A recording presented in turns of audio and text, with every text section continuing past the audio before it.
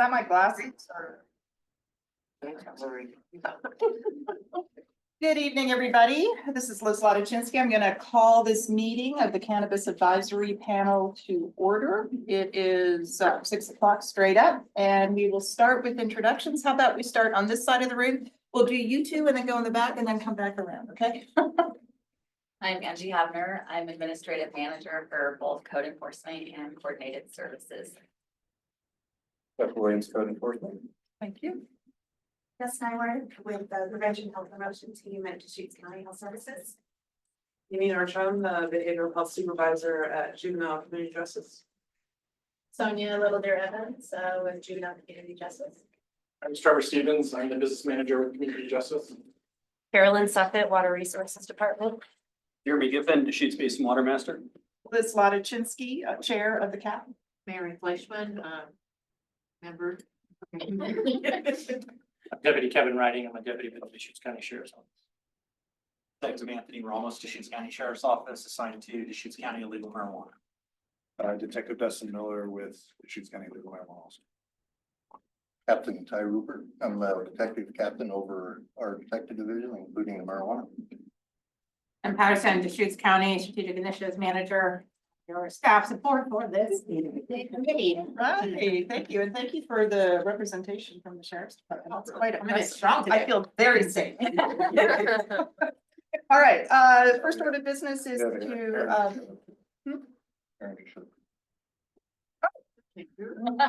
I kept looking around. Would you like to introduce yourself, just to have it on record? Hi, I am Andrew Austin, member of the public. All right. First order of business is to review, hopefully you all have, and approve minutes from our last meeting. Do I have a motion to approve? I'll make a motion. Mary has motioned, and do I have a second? I second. Thank you, Andrew. And all in favor of approving these minutes? Aye. Any opposed? Okay. Those are approved.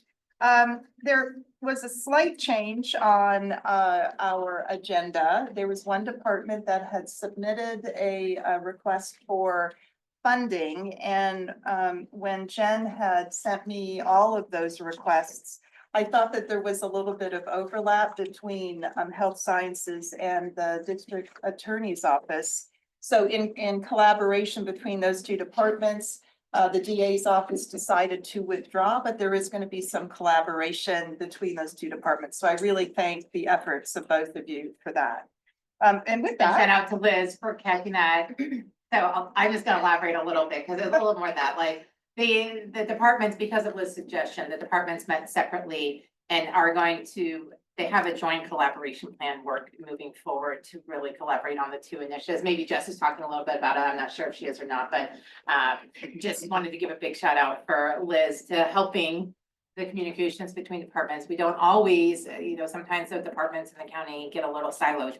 And so we don't always know what the other is doing and, if there's overlap. So thank you to Liz for pointing that out. And thank you to Health Services and the District Attorney's Office for, working together and talking about it and coming up with a plan to put those initiatives forward in a productive way. right, and if anyone's curious what the DA's proposal was, you can always go back to the first packet that Jen sent out, because that information is in there. Okay, are we gonna go in order that is listed in the? We are. Okay. I'm gonna get the screen sharing on the first shot. Okay, I like that. okay, without going to your other one? Oh, we got Gary and everything. Oh, there's Gary. Okay. Oh, hi, Gary. Oh, he's muted. There he is. Hi, Gary. Hi, Gary. Hi, gang. So I couldn't make it tonight. Thought I'd call in and hear. Do you have enough snowboards behind you? Oh, I've got a few more in here. Oh, my goodness. Wow. Please. All right. And Jen, that third one is read AI meeting notes. Yeah, maybe you can ask them to introduce themselves. Yeah, the read AI meeting notes. Are you there? Can you say a hello to us? Turn your And video on. say their first and last name. First and last name. First and last name.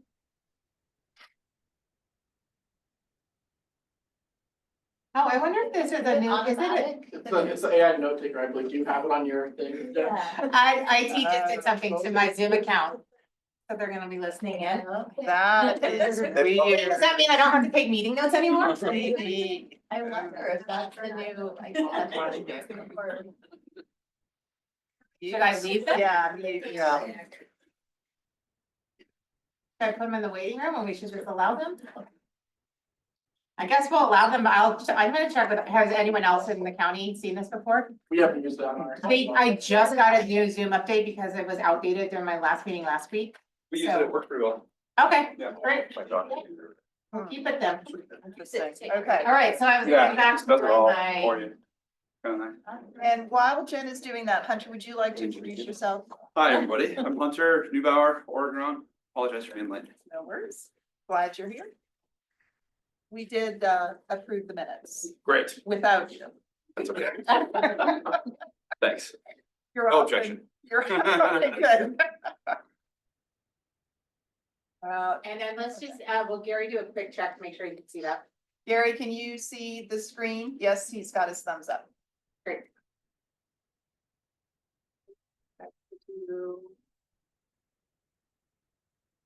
That, but doesn't that advance it forward? We'll see. Okay.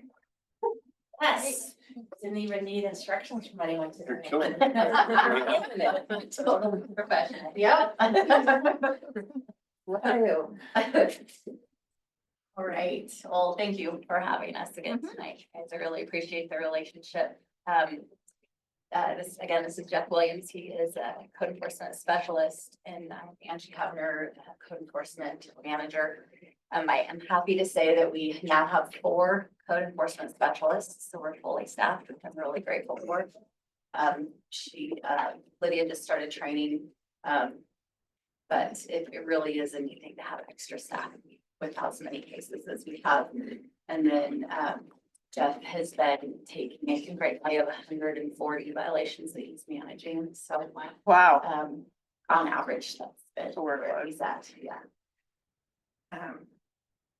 Gary, can you hear Angie okay? Okay.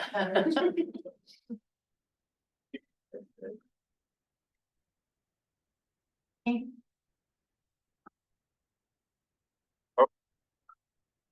you do that too? I know, I just moved the mouse. Oh, okay. I didn't touch a button. Okay. Maybe it was just a slow delay. So first, we just want to thank you for last year's funding. Very, very grateful. And have been hard at work with the $20,000 that Cal gave us, so we're very appreciative for that.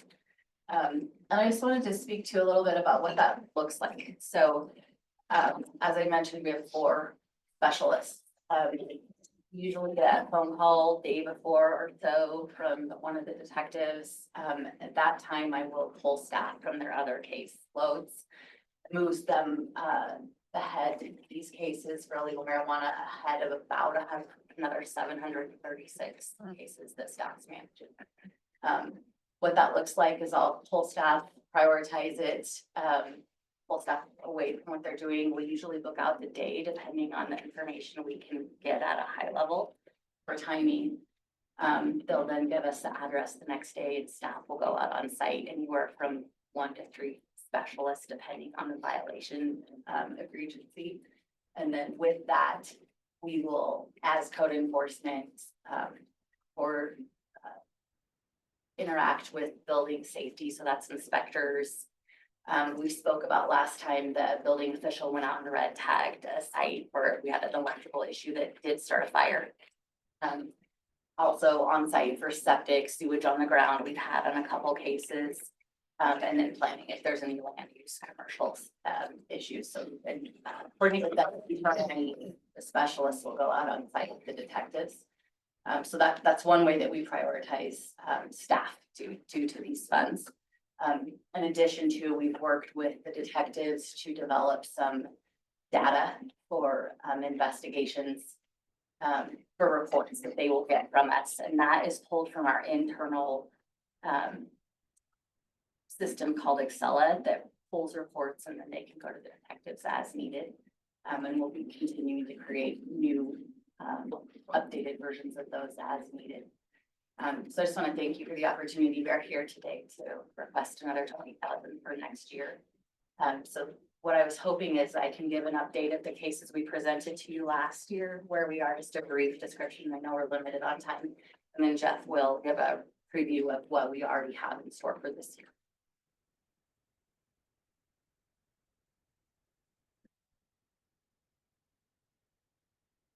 So fiscal year 24-25, these are cases that are ongoing. I wanted to let you know that there were 7 properties referred and processed. In those 7 properties, we had 19 violations. The disposition of those is, 1 is pending circuit court for potential forfeiture. 1 is pending an administrative civil hearing. And 3 are working on compliance plans. And what those are is the owner of the property has come to code enforcement, made a voluntary compliance plan, and they're working through. For example, if they have an ag building that they want to keep, mechanical work that they want to keep, electrical work that they want to keep. The illegal marijuana is obviously not part of that proposal, but structural, electrical, mechanical, on-site, septic. 2 have been fully brought into compliance, and those are all of the violations, building, on-site, plan. If they're keeping those buildings, is there any recheck on those locations that they're not? Getting everybody out and going, woo-hoo, now, now we're under compliance. Yeah, so we, You do? Okay. we do not. We once, Okay. as far as code enforcement is gone through, we look at the buildings, all the supplementals, land use, septic.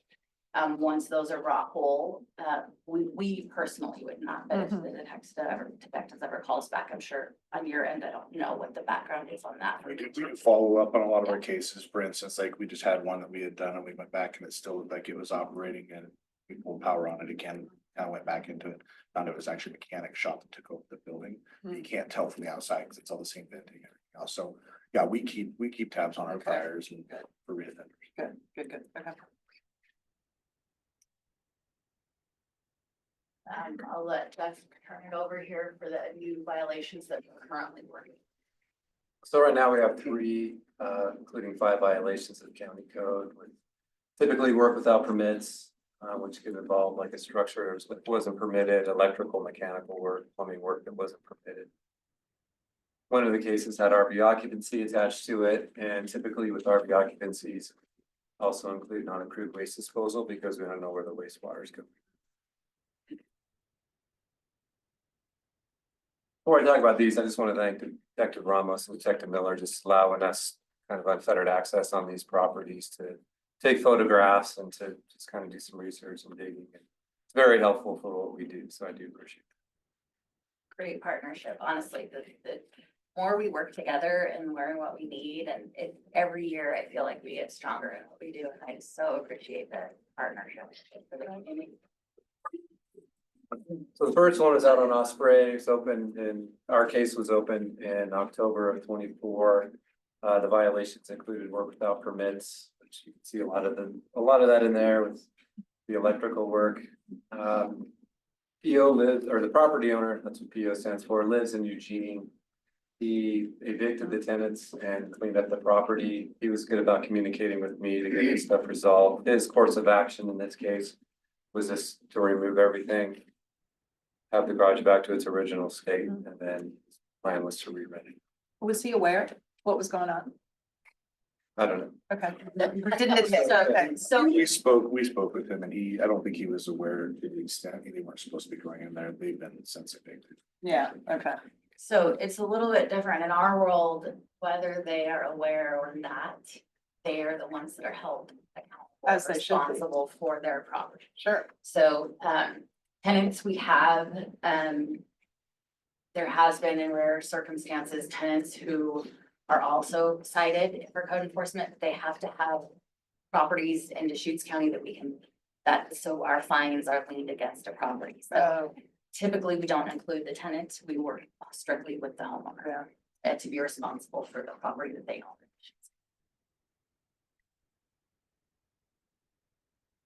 Next one was Ponderosa. My coworker Carolyn has this case. It was opened in August 24. Violations again include work without permits. in her research, she found that there are other violations kind of attached to the property that did require other permits. I'm looking at her case notes the other day, she's been in the Caribbean this past week. Good for her. There were mechanical permits and that were required. And they are working toward compliance with her, so they are making efforts, so we realize some of this processes take some time, but as long as efforts are being made, we'll work with people to make compliance. The last one, ranch, so we were out there in August, and I had a case on this property about a year and a half prior for RV occupancy. They promptly left, and I think they came right back. It was one of the property owners there. The grill that you see there was in an outbuilding separate from the house.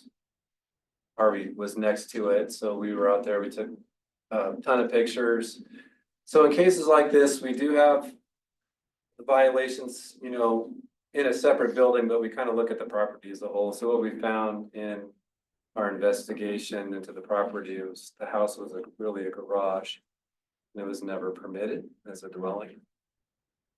And, you know, we just confirmed, we came over here to the assessor's office with the assessor jacket just to make sure. And there were notes in there from 30+ years ago saying that this was a converted garage.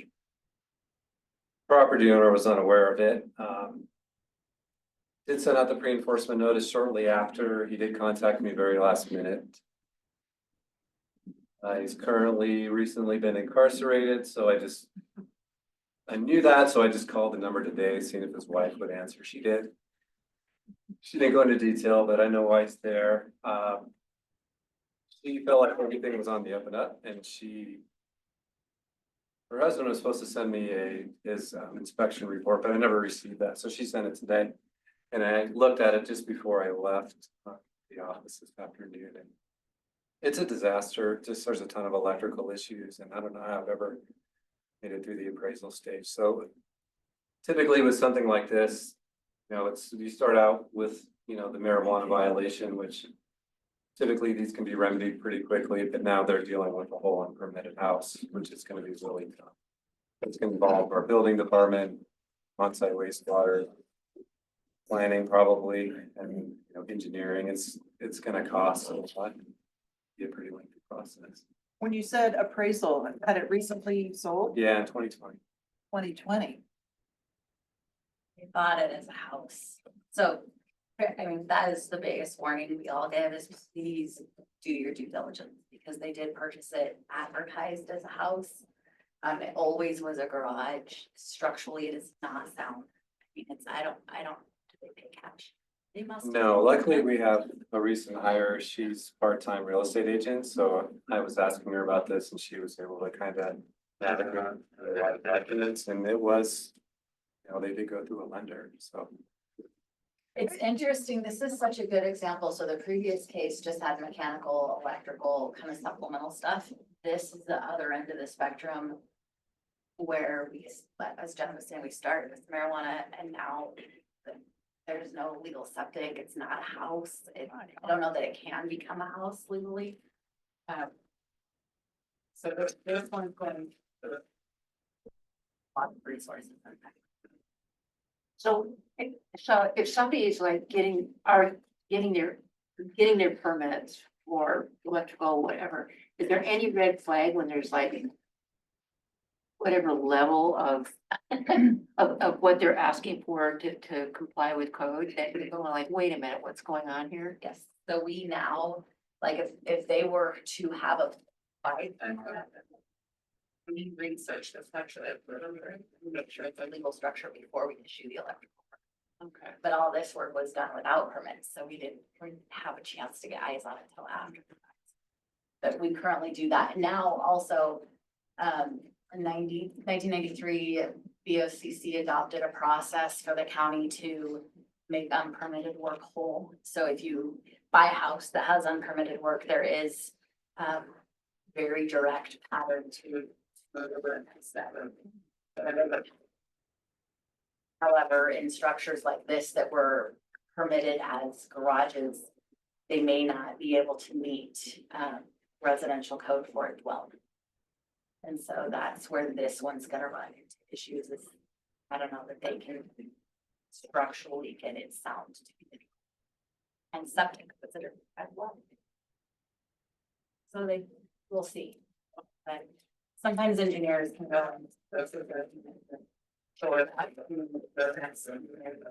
They do these things and then it can be signed off, and we have seen that, but that process is fairly costly. Well, yeah. Is there a point in time, far enough back where that would have been more acceptable or normal? Like, what is the Yes, so permitting for it? absolutely. So if we can look, as Jeff was saying. We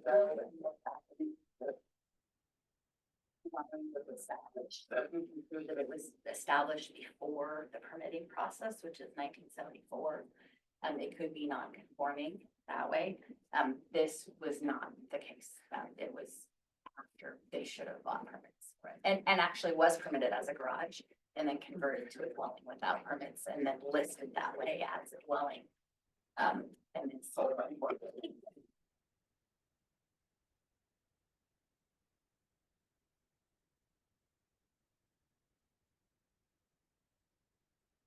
Guys, we're glad to answer any questions you might have. And again, just thank you for the partnership, the opportunity. We love coming and sharing what work we're doing. Any other questions? Do you think the cannabis related violations are steady on the decline or in, as far as caseload is concerned?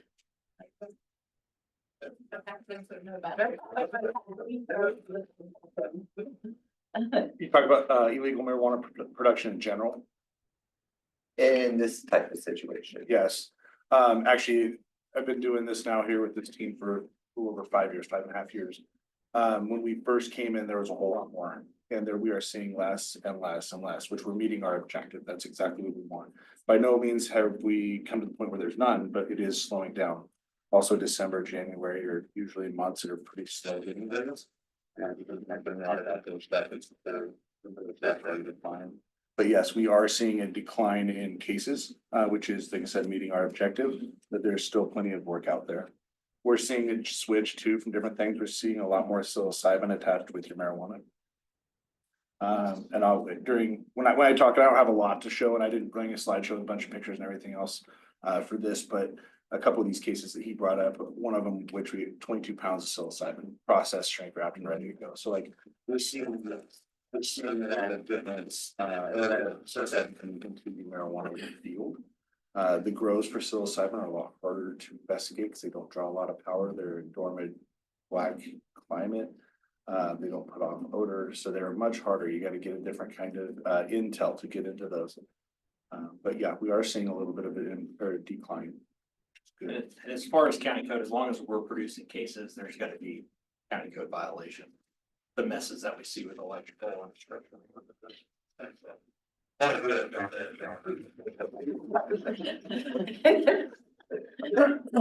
right, well, we'd like to put all of you out of business. At some point, right? Yes, At that's least the on goal. this particular issue. Great, well, thank you very Well, much. thank you very Appreciate much. that, the information. Next is community justice. I gotta switch off the, Oh, boy, here she goes. yeah. Might have bragged a little too early.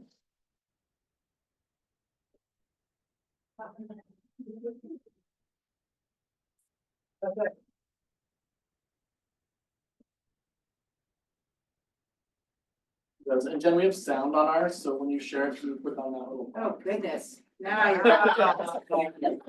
You're a challenge. That is beyond my capability. Tell me what to click on when I get there. We can still not.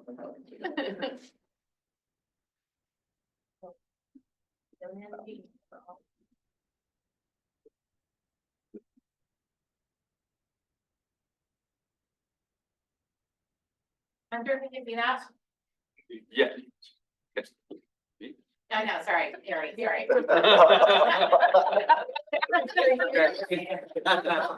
You're like, yeah. Eyes open. I hope so. Did you ask your, yeah, I just see you guys. I don't see any presentation yet. Yeah, I gotta do the pre. Apologize for not being there tonight, but was feeling under the weather. Thought I was best to just call in, so. Thank you. Thank you. What's that? There's a little box right underneath, there's a share sound under options. Oh. You just click that right there. Great, thank you. Got it. Thank you.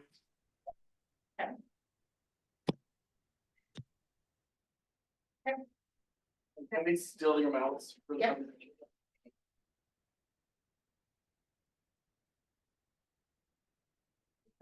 So thank you for having us here.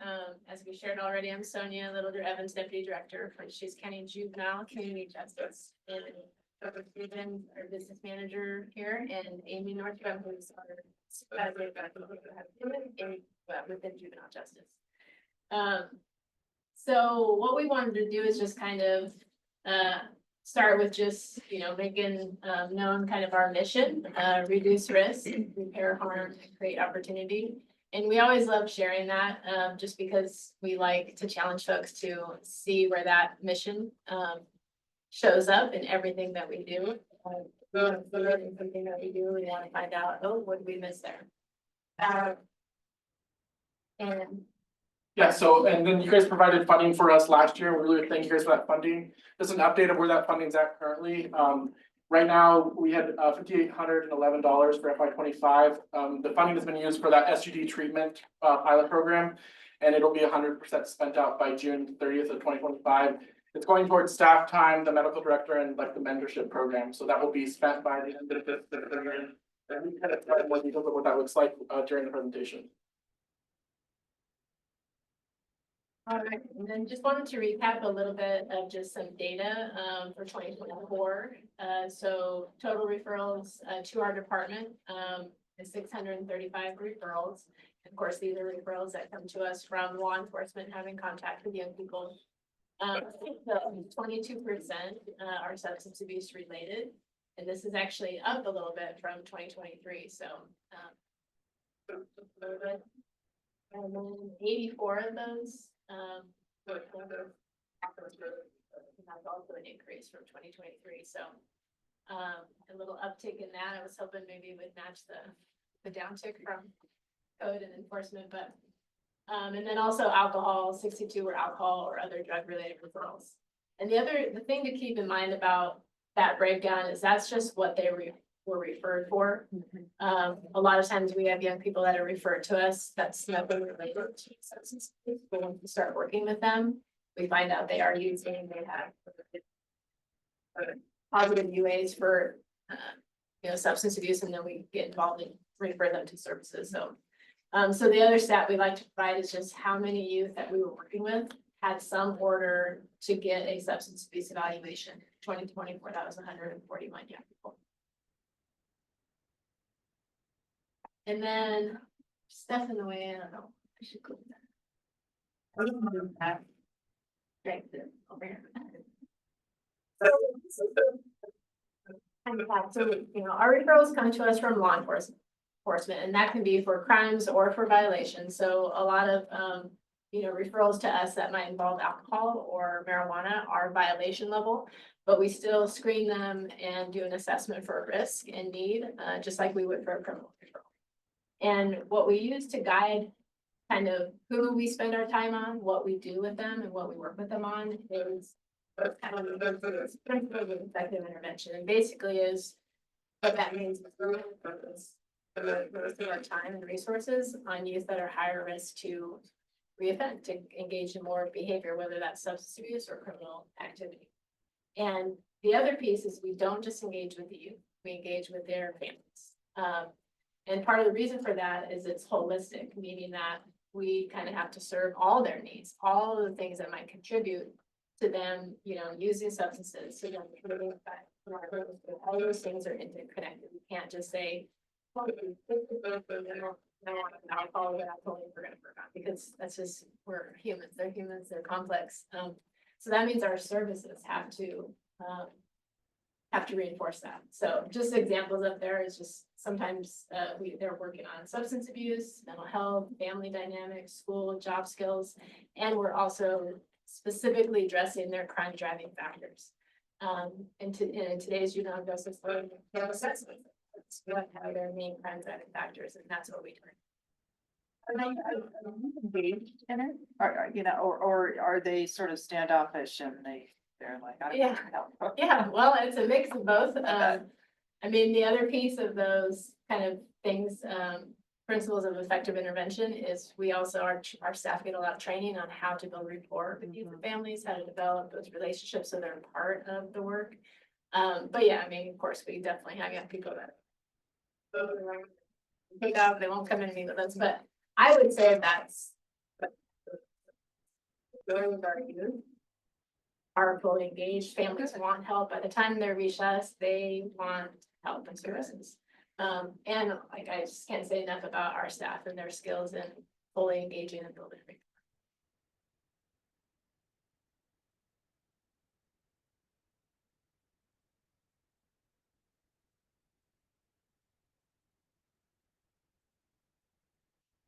Here, our requested amount is $50,000, and what we requested for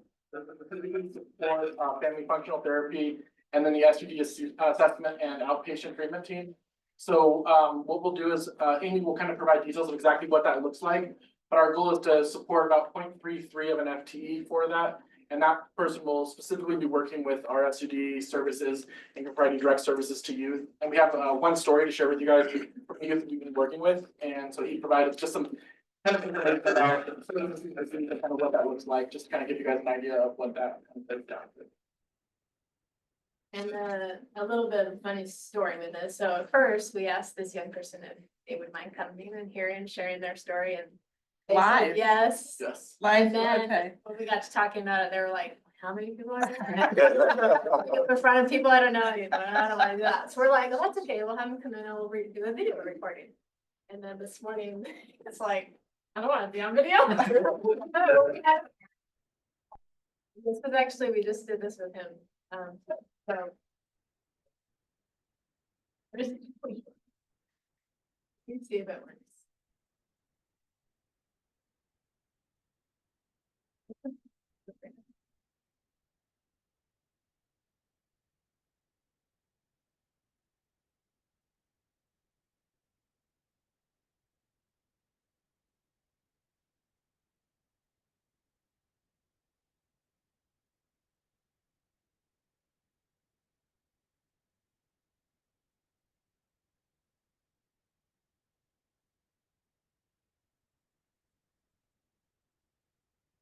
Try just clicking forward to see if it automatically plays. Oh, like in. Yeah, and now just, I cannot see. yeah, that's that's it, it. click right there. No. Oh.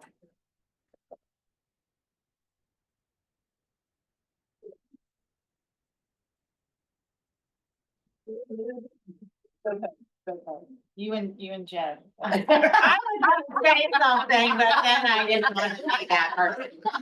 But I appreciate you. I am that person. That's gonna be nice, like, no, not just me. No one wants that pressure though. Jenna, I you know. logged in over there? I Can am. I forward you the link for my phone? Yeah, it gets a little tricky because I don't. Email. Oh, I do have an email for that. I'll leave them out or something.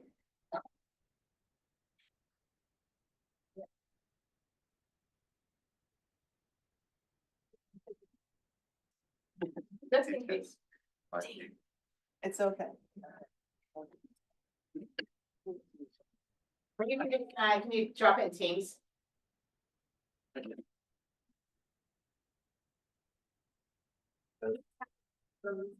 Yeah, that's right now. On the keyboard. Yep, good, thank you. We'll get there. I got it.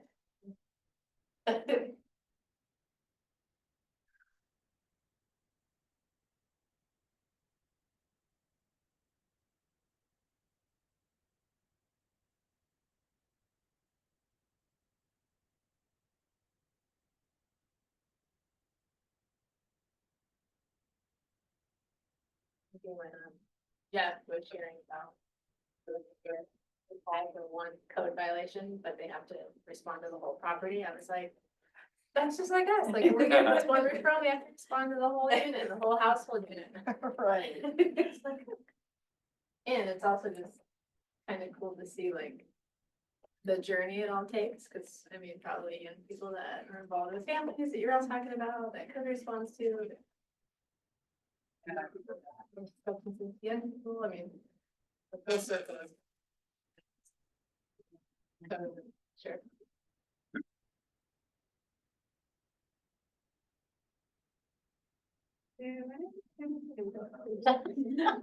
Would that help the situation? Don't worry, it's usually me every single time.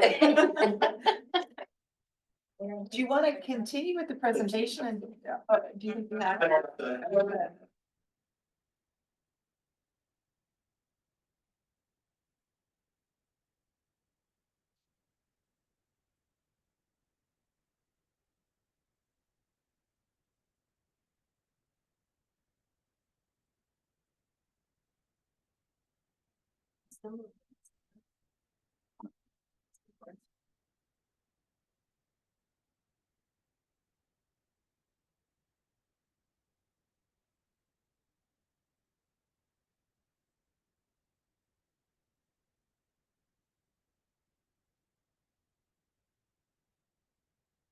Not wanting to do it. Yeah. I don't think I can access, because I'm on this just desktop here, I don't think I can access the Outlook. Can you play it from your laptop really loud? It'll be on there just a second. Oh, okay. I just have to wait for the firewall because it was. Oh, got it. They require us to get through the firewall. Well, it's very It's very important. Yes.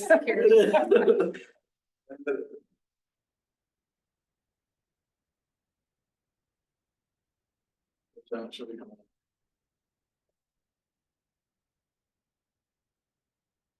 You did Teams? I did. I just Oh, in a message. in the message.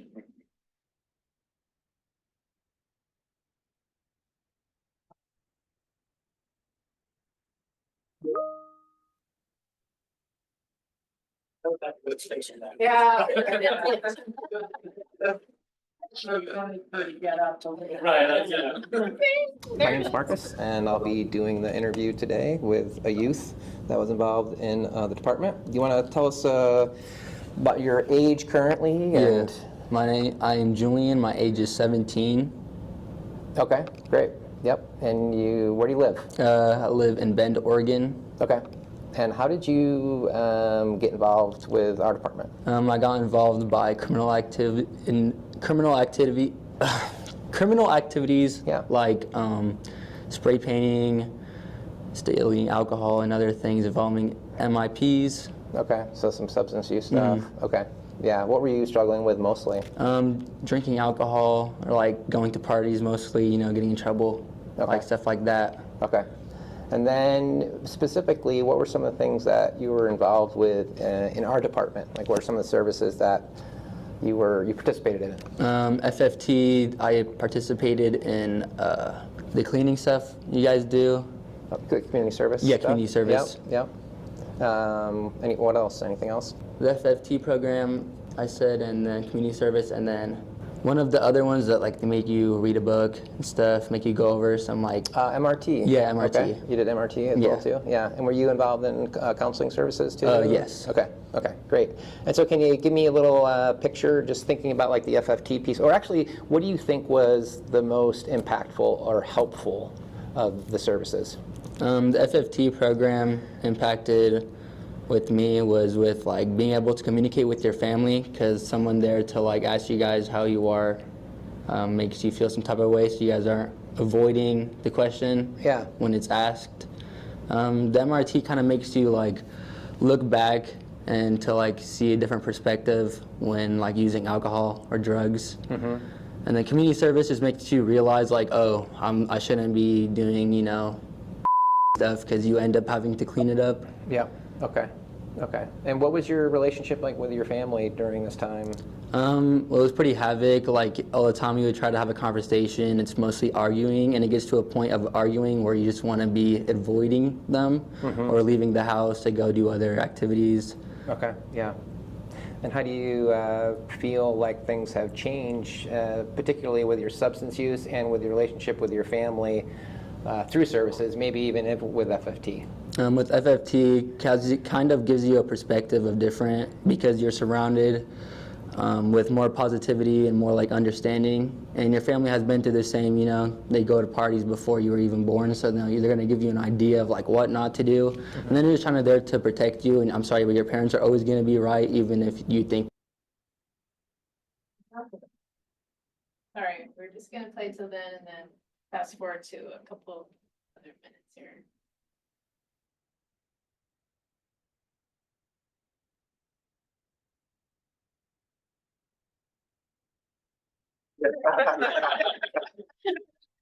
All my parents' fault. Okay, so when it comes to like Thoughts. yeah, when it comes to like alcohol and drugs, you know, you have thoughts of like reusing or relapsing. I would say talk to your family about it and, you know, kind of get an understanding or their point of view because they're going to try to help you.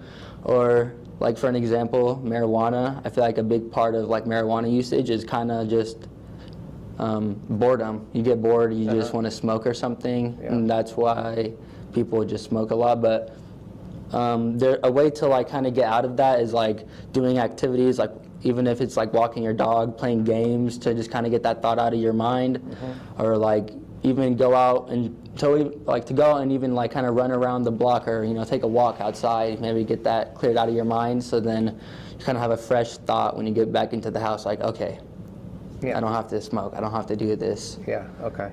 Okay, so you're learning skills to help yourself with thoughts and feelings that you have. Yes. Okay, that's great. So what are you doing, how are you doing now and what are you doing now? How I'm doing now is that there's not much argument going around the family. Everyone can oppose and to opening up how they feel about each other, like I said before, and I feel more like different. I look at things differently because our parents are not going to be here all the time for us, so they're not going to be here to protect us anymore or to say anything for us anymore, and that's going to be our job to take over and be more productive and take over to do our own things. So it changes your thought of mind and how you like look at your mom and stuff and how you react to certain things or problem solving. Yeah. So changes your whole course of what you're doing and what you're going to accomplish. And what I've accomplished so far is getting into firefighting and get some of my certificates that I've gotten so far. Awesome. Yeah, because you You can see the whole video is about 12 minutes, and Eric from the county helped put this on a secure YouTube channel. If folks are interested in hearing the whole interview with him, just about his experience, we could definitely share that link. I would like, yeah, would you send that to Yes, Jen so yes, she we can? will. It's pretty great. I heard pride in his voice. Yeah, and he's actually, back now, he goes, what that's been out, and, but I think he went through FFT He went through FFT 3 times, with his family. and I mean, he was working with the department for a long time. And how long is FFT? Right, so I'll. Oh, okay. Yeah, Okay, so okay. who's heard of FFT, functional family therapy? So functional family therapy is FFT, it was an evidence-based model of family therapy. We go into families' homes, we meet with the entire family, whether that's grandmas, grandparents, uncles, aunts, siblings that are raising their brothers or sisters, the whole gambit of what family means. So we go into people's homes all over Deschutes County, driving for them. We meet with their family 12 sessions, but it could be anywhere between 8 and 14, 16 sessions of meeting with the whole family. At their house. at their house, in their living rooms or their kitchens or their backyards or wherever. Mostly in the evening. Yes, in the evenings, after work, work hours and after school hours. And the functional family therapy program is to County community members. We've been providing this service for 17 years. We have a small but mighty team of clinicians, 3 clinicians. One actually clinician has been with us from the beginning. And the other ones are seasoned and yeah, so small team, and it's functional family therapy, proven evidence, with tons of studies that support it for its use in decreasing substance use in youth, increasing communication between family members, decreasing the negativity between family members and youth, and it's very family focused. It's not individual based at all. So we're really treating all of those of the family, you know, substance use, the whole gambit. So we have the functional family therapy team. And we also have other clinicians that do work in detention, and then we also have been providing substance use disorder and mental health assessments for the last 25 years. And done approximately 1,300 assessments for adolescents. And those are typically adolescents that try to get those assessments within the community, but can't because of long wait lists or, you know, transportation issues. No insurance, lots of different reasons why they can't get those assessments. And we try to expedite those assessments because it's proven that the sooner that adolescents get those assessments and get treatment, the better outcomes. So we've been doing that for a long time. And then on average, we provide FFT to 77 youth and families a year. So I don't know, doing the math, 77 times 17 years, whatever that is. It's a lot. Times 12 visits minimum. And is it one clinician that goes out? One clinician. And that clinician is alone when they go to the family? Yeah. You don't have any cooperation No. from this side of the table? Okay. Just the clinician at the Okay, family. wow. You guys ready to sign up? They might not talk if we're.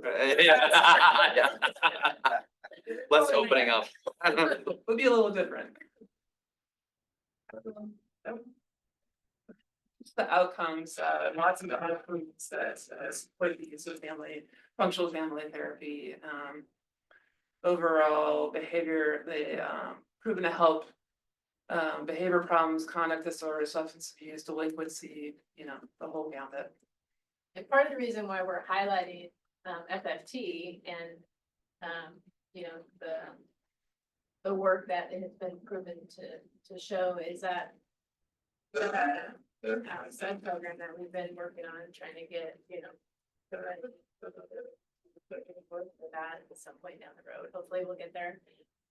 It's the 3 clinicians that do functional family therapy that are going to also be doing the substance abuse. And so every family or every youth and family that is referred for SED treatment will also be getting FFT. That's a model that we're integrating with the substance use treatment because we know it works and it's effective.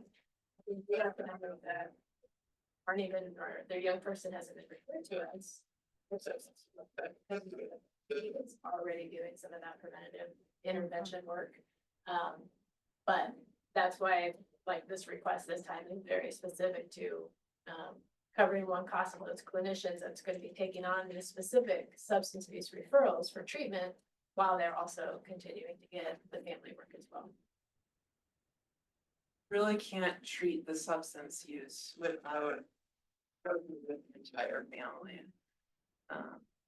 It's really a process, you know, there's really good providers in the community, that are. Family therapy is not part of the substance use that's happening for youth in our community, especially justice developed youth. So just a quick look at some of our outcomes. So one of the things our department does have is a pretty good history of return on investment. So this is recidivism. So when young people. 74% of youth, once they work with us on some kind of supervision, do not reoffend, do not get another referral within 12 months. The 3-year recidivism is about 66% of youth that we work with do not get another referral during that time period. And then risk reduction. So I've talked a couple times about how high their risk is to reoffend. And we assess that along the way, and then right at closure. Or had a risk reduction. And it shows kind of just the average, the initial risk scores are around 11, which is kind of the higher end of medium. If you had a medium high, if you got to a high, it'd kind of be right in there. And by case closing, it's around 6, which is considered a low risk, So JP, who we heard from, he came back into the program 2 additional times. So he was not running back good ROI, but you saw that he needed. He took a little bit longer to get there. Was there some family issues because of that? Okay. Well, Well, like, was the family supportive of him being in there and? absolutely. Yeah, okay. Yeah, his family loves participating in FFT. Right, They asked for it each time. right. Wow. and we were like. All right, and then, yeah. FFT, so out of you who participate in FFT treatment, 77% have, new offenses 18 months post-treatment. And 89% have no drug charges. 18 months post-treatment. And yeah, there's tons of studies that show significant pre-post reductions in substance use. That engage in the FFT process. Now, I also think it's important to note that our little in-house program is not going to serve all the youth. I mean, we don't have that kind of capacity, so we'll still be using community referrals, but what it allows us to do is really prioritize the highest risk youth with some of the highest needs. And part of the reason why, we're showing some of this data on this program that we've had for so long is that we know that recidivist, that continued substance use. Like I said, if they have any siblings in the home, they're getting this treatment too.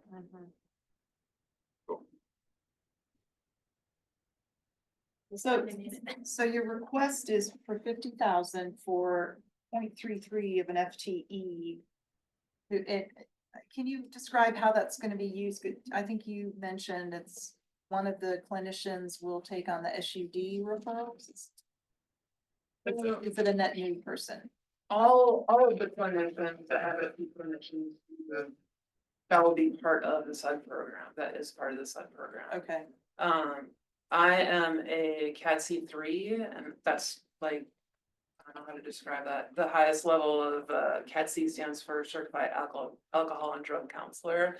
And I can do assessments. I've done many of the assessments as part of that, like 17,000 or whatever. Yeah. That's 0.33 of the FT in that team.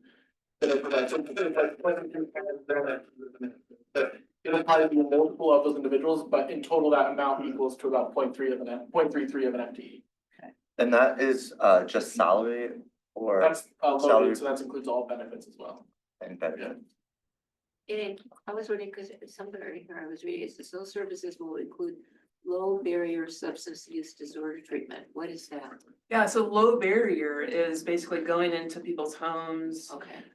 if they need transportation to our offices to get the assessment, we provide that transportation. Low barrier, just eliminating the barriers to that treatment. So they could still be using while they're still at home. Still be using. I think what you're saying is they make it super easy. So if it's like, well, I can't get there, well, they'll provide a ride. Yeah. Okay, okay. My parents can't get off until 7 p.m. We can start at 7. That's low barrier. Okay, and then the other confusion I have is, so the going for the Medicaid OHP for billing, explain that one. Yeah. So we've been in a year-long process of getting our clinicians credentialed with OHP and Pacific Source, and it's been a process. There's been lots of roadblocks that have gotten in the way. All the clinicians now are actually credentialed to bill OHP. That the next step is finding a person to do that billing.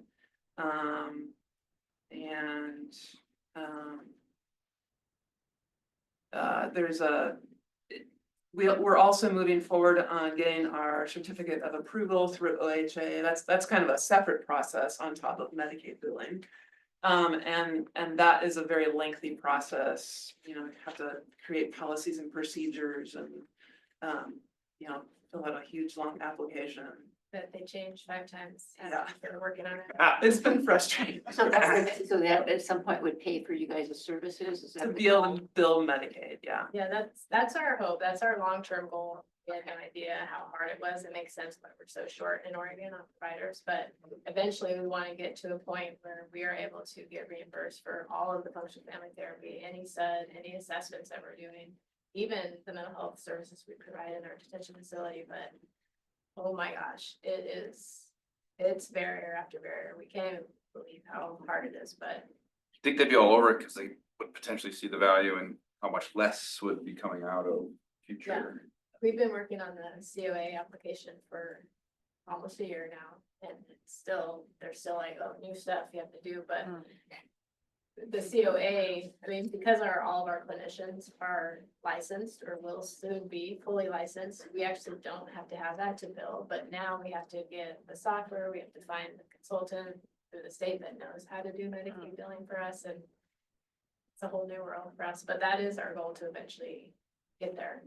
And I do want to say, like, this is the state responsibility. We should not be having to provide these services, but we do.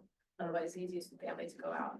So at some point, we will try to collect those federal dollars that are on the table at the state level that we can't access. And you're still making referrals to Rum Rock? Yes. Oh, yeah, we have to. Yeah. That's why I was like, okay. Still a long wait list for that. It's pretty wild right now in this scene.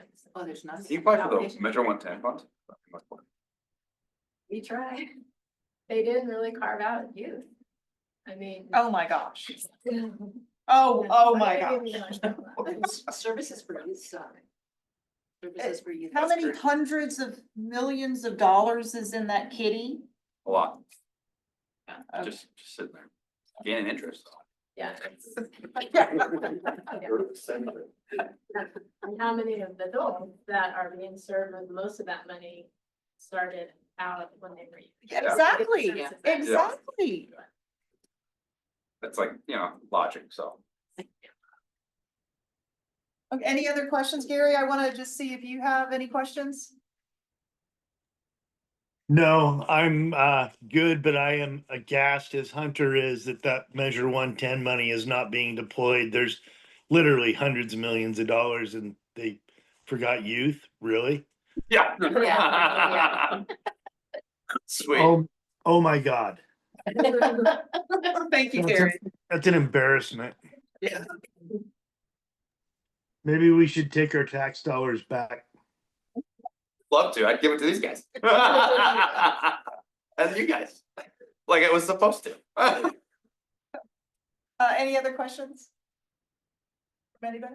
Okay, great. Thank you. Thank you for the work. Thank you you guys, do. yeah. That's awesome to hear. Yeah.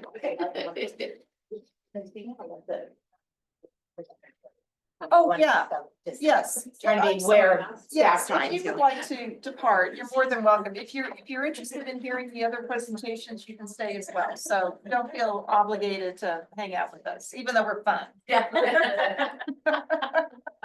Trevor, I'll give you your, I got one more. USB back. Liz, you want me to go? Yes, yes, please, thank you. I want that Morrow board, Gary.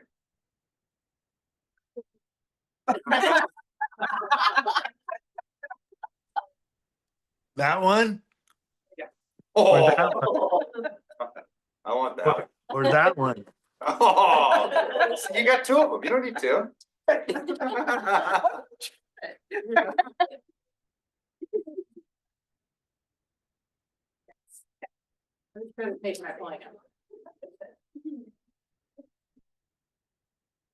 Gary, can you see that? Or do I have to share? Yeah, sure. I do every time, every time. Weird. Thank you. Thank you.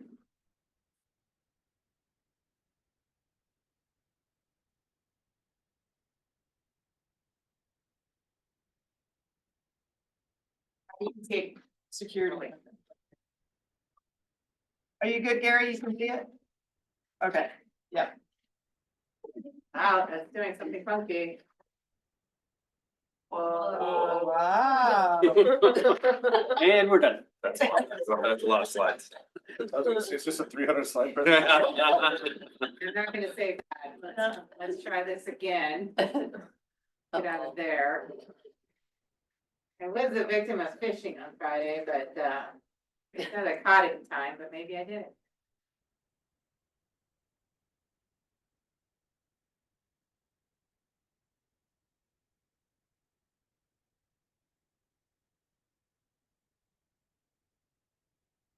Who's trying to hack it? Oh, there we go. Yeah, I fell for it. I clicked on the link that you're not supposed to click on. Oh. It was from somebody, it was something I was expecting, and I called him and I'm like, it's not opening, he's like, don't open it, don't open it. And then it opened. And you're good, right, Gary? You can see, thumbs up? Okay, good, all right. Hi again, Hi.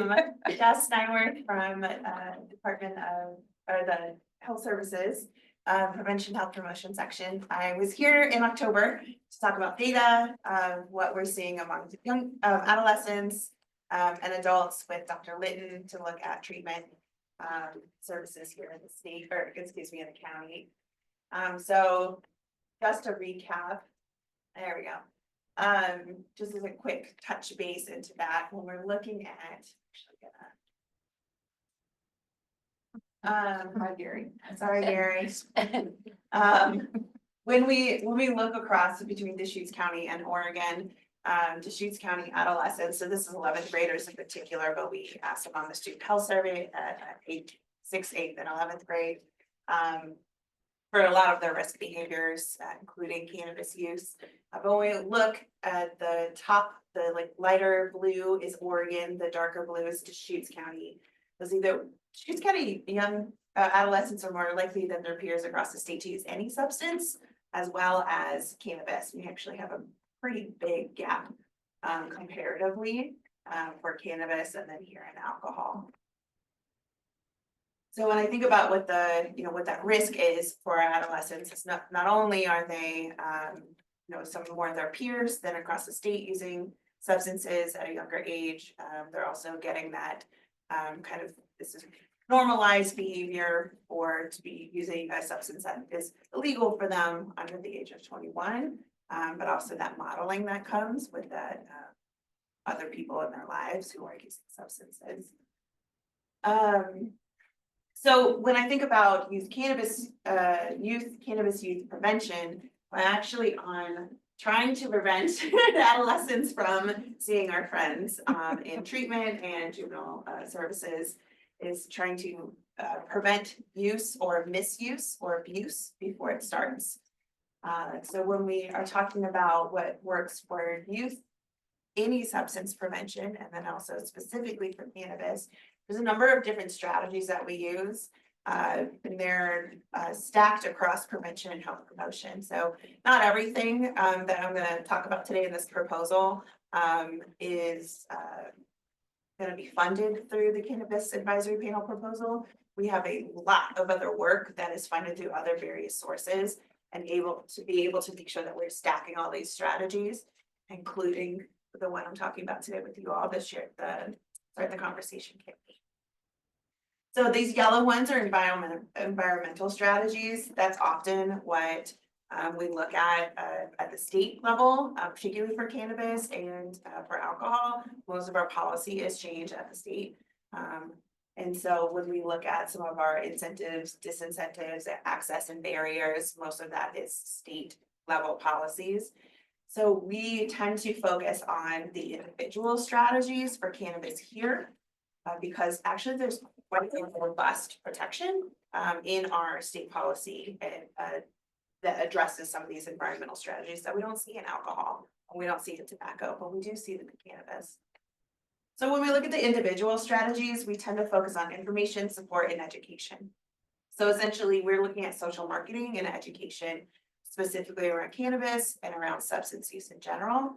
So information about harms related to cannabis use, information about cannabis itself, and then talking to parents as influencers. And that has really been our key is, as we know from family functional therapy, I know it's like we know that the family is a huge part of this conversation. And without engaging parents and caregivers and family members in this conversation, that we're going to likely have riskier behaviors if the adolescent is engaged. And research is showing and has shown for the last 30, 40 years that engaging with parents, families, caregivers, and then our broader community, like our schools, is really helping prevent those risk behaviors among adolescents. So we need to share that information about cannabis itself with parents as influencers in their child's life, but also the education to have tools and resources at your fingertips. So if you're looking to increase some of those protective factors that prevent substance use or other risk behaviors, like suicidal ideation among your adolescents, among your children, you really need to be talking about a couple of big things. So one of them is relationship to a trusted adult. If you have a trusted adult in your life, you're much less likely to engage in risk behavior. If your parents and family have positive parenting practices, like knowing who their peers are, having rules and boundaries at home and enforcing those rules and boundaries, and having positive interactions with their children. And that seems really basic, but often that is something that we need to remind ourselves of, that like, yeah, you come home at 6, 7, whatever, make dinner, and everyone goes to bed, like really being intentional about those positive parenting practices. It's actually huge. There was one study that said that you are less likely to have a substance use or have poor mental health if your family sat down at the dinner table together, right? Like there's those simple practices that actually make a huge difference in family dynamics. There's no license to have a child. You do have to get a license to drive. You know, I mean, people come into parenthood without the skills. Exactly. You know, and we spend a lot of time educating parents with young children.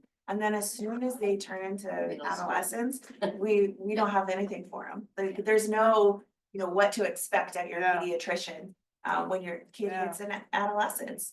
And a lot of huge changes happen then. Oh, that's very true. And so we really want to intersect at that space of talking to parents and families about how to have these conversations. So you're familiar with the Start the Conversation campaign. We've been running it for a couple of years now. It's in both English and Spanish. It essentially is talk, they hear you. It's start the conversation about any substance or anything that's going on with your kids.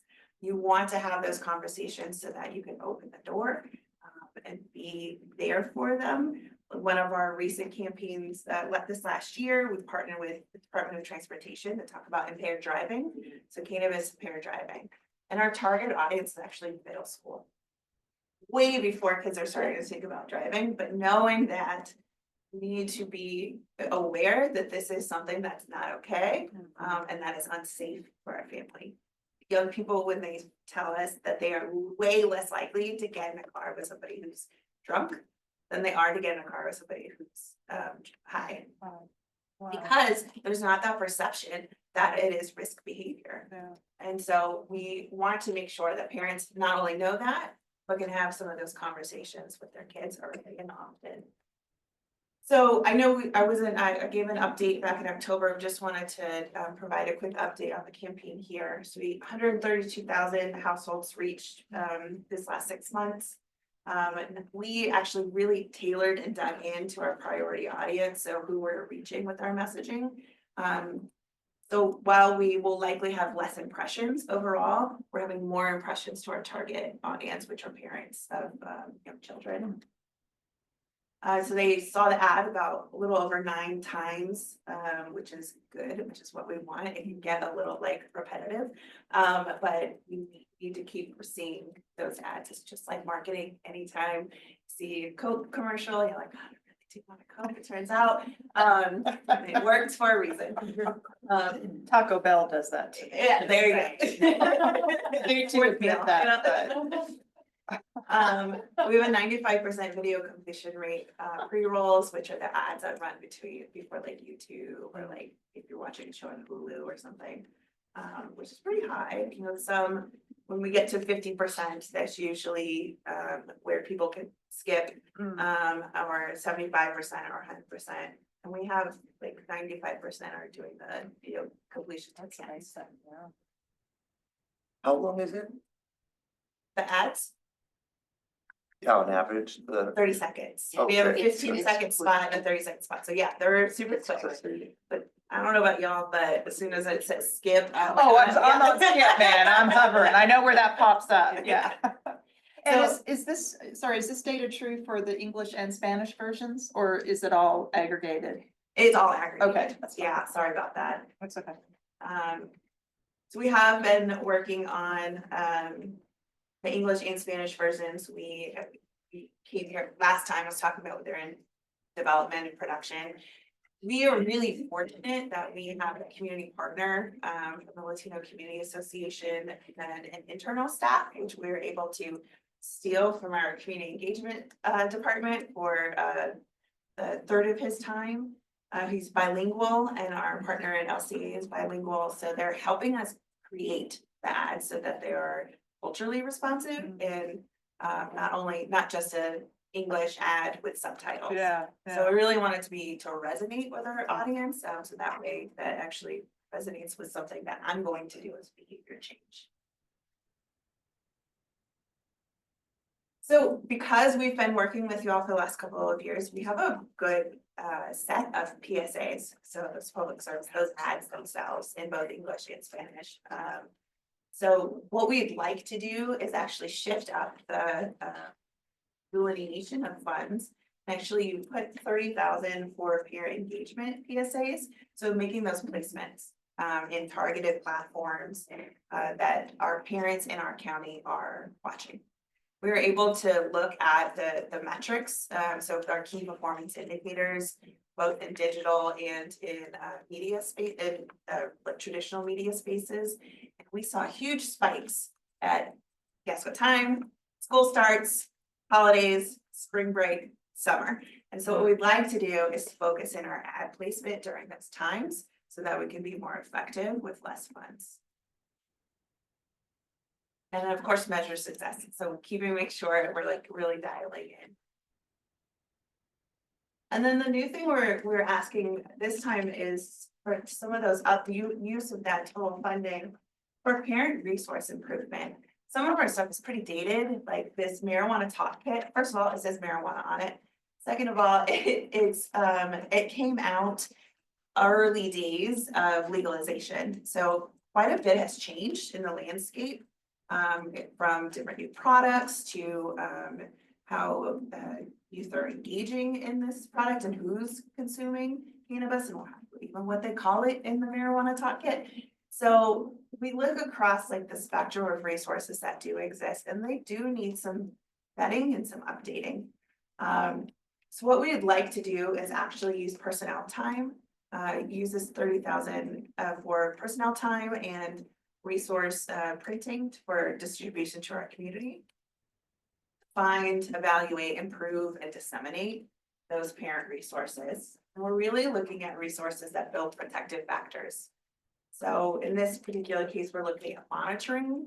So that's, again, that like knowing where your kid is and like being involved and like what they're doing day to day. As our law enforcement partners will tell us, the most youth adolescent crime happens between when school lets out and mom gets home, right?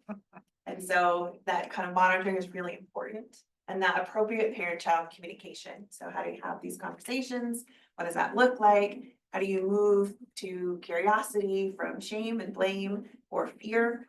And making sure that parents have those positive parenting practices.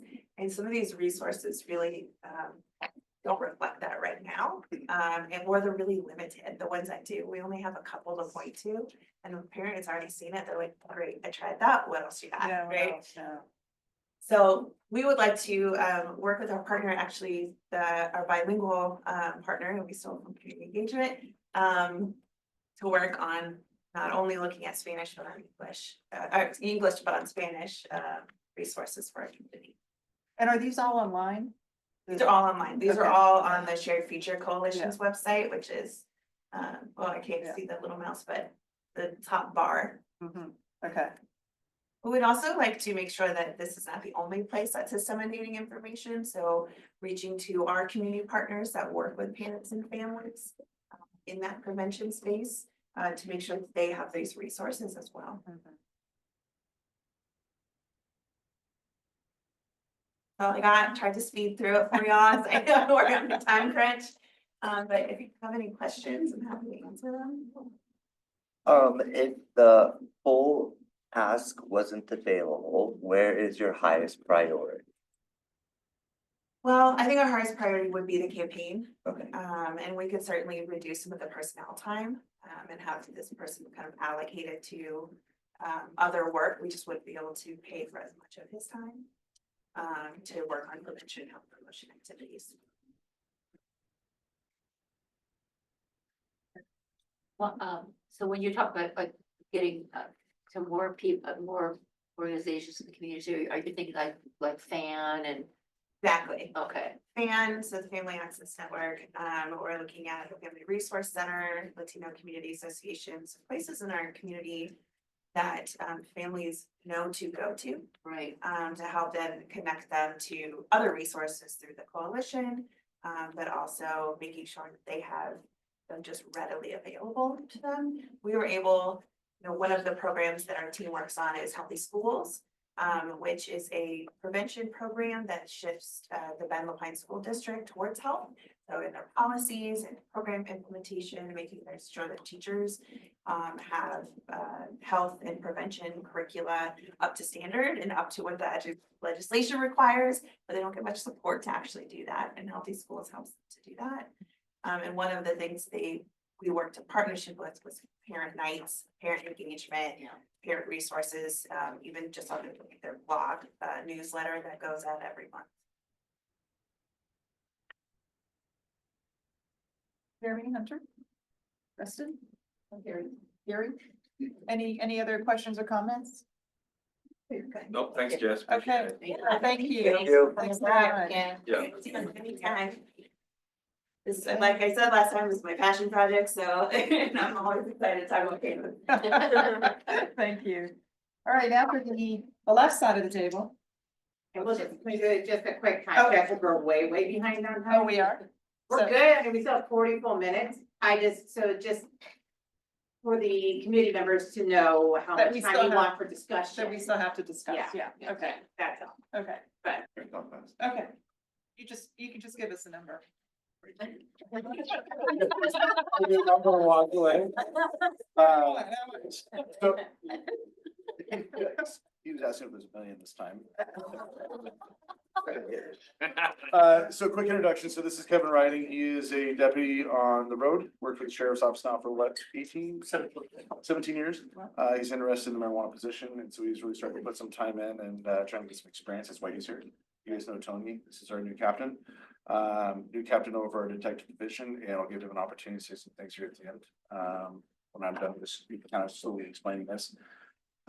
Just real quick to go over, I didn't bring a big long slideshow and everything else. All of us have been on this board for a long time. You guys have seen my slideshows, you guys have seen my work photos and everything else. It's a lot of the same. We started off years ago with a lot of outdoor stuff and hoop houses and a lot of large property issues. Luckily, through taking some of these down in good media releases and good communication with the community members and code enforcement, be able to come in and put penalties on properties to shut that down. It really has cut it way back. Same with water resources, able to go out and cap wells and work with the resources that they're taking advantage of. So our outdoor grows have really come down. Now we still come across them. We're still hitting small greenhouses here and there. We're not hitting the huge ones. Some of the things I want to look into this coming year are going to be Milliken is off the hook right now. There's a lot of people moving out there. I've heard rumor of a lot of possible grow stuff out there. We need to spend some time out there. So that's some stuff coming up. We also have some of our grows out in alfalfa. They've shut down quite a bit, but we're still going to be doing some flights and see if we can do some stuff out in some rural areas where can't see the road. So the greenhouses have kind of gone down. Indoor grows have gone up, and that was what I told you guys probably about 6 months ago too. They're harder to investigate, they're harder to come across. Educating our community as far as odor complaints and traffic and different things that they see that are quality of life for them. Getting those complaints to us is what gets us into a lot of those. Some of the other stuff I mentioned just a second ago about psilocybin. Psilocybin has been going up. We're seeing it at almost every single grow, whether it is microdosing and caps and mushrooms and stuff in freezers, or whether we're finding small monotype grows at some of these grows. We're seeing a lot more of it. So that's taking up some of our time. Because we've gone more indoor, our investigations are a little bit longer. So it slows them down. I've had Tony working with me now here almost 2 years. And he's up to speed and running, and we're doing great together and producing quite a bit, having a good time. As far as court, we're seeing more court. We're seeing more court because a lot of the people who we are arresting, a lot of them have money. But we're seeing a lot of suppression hearings, controversial hearings that are trying to suppress, like our light lab that we use, which is our presumptive test saying whether this is marijuana or it's cannabis. We've had some great rulings. We had a ruling on that light lab, the only one in the state, and our DAs did awesome. That was Andrew Doyle and Mary Anderson, two of the most competent DAs and deputy and chief deputy DA, to take that case before a judge to get a good ruling that we can use that, because if we would have lost that, we would have lost it for the whole state. Oh, So, wow. Case law. Yeah, case law. So, and we're actually wanting some of our attorneys here that are taking these cases, we're wanting them to take that to the appeals court. Because if we can get it to the appeals court, then we will have a good solid ruling. Right now, we have a ruling, but we want to get something in stone, right? So They're saying it wasn't valid, that it wasn't a valid testing methodology? they did not like that. And it's actually, yes, you're absolutely right. So they were arguing the actual testing. So we had our Oregon State Police Crime Lab forensic scientists testify. We had the owner of Orange Botonics, which is also a scientist, testify.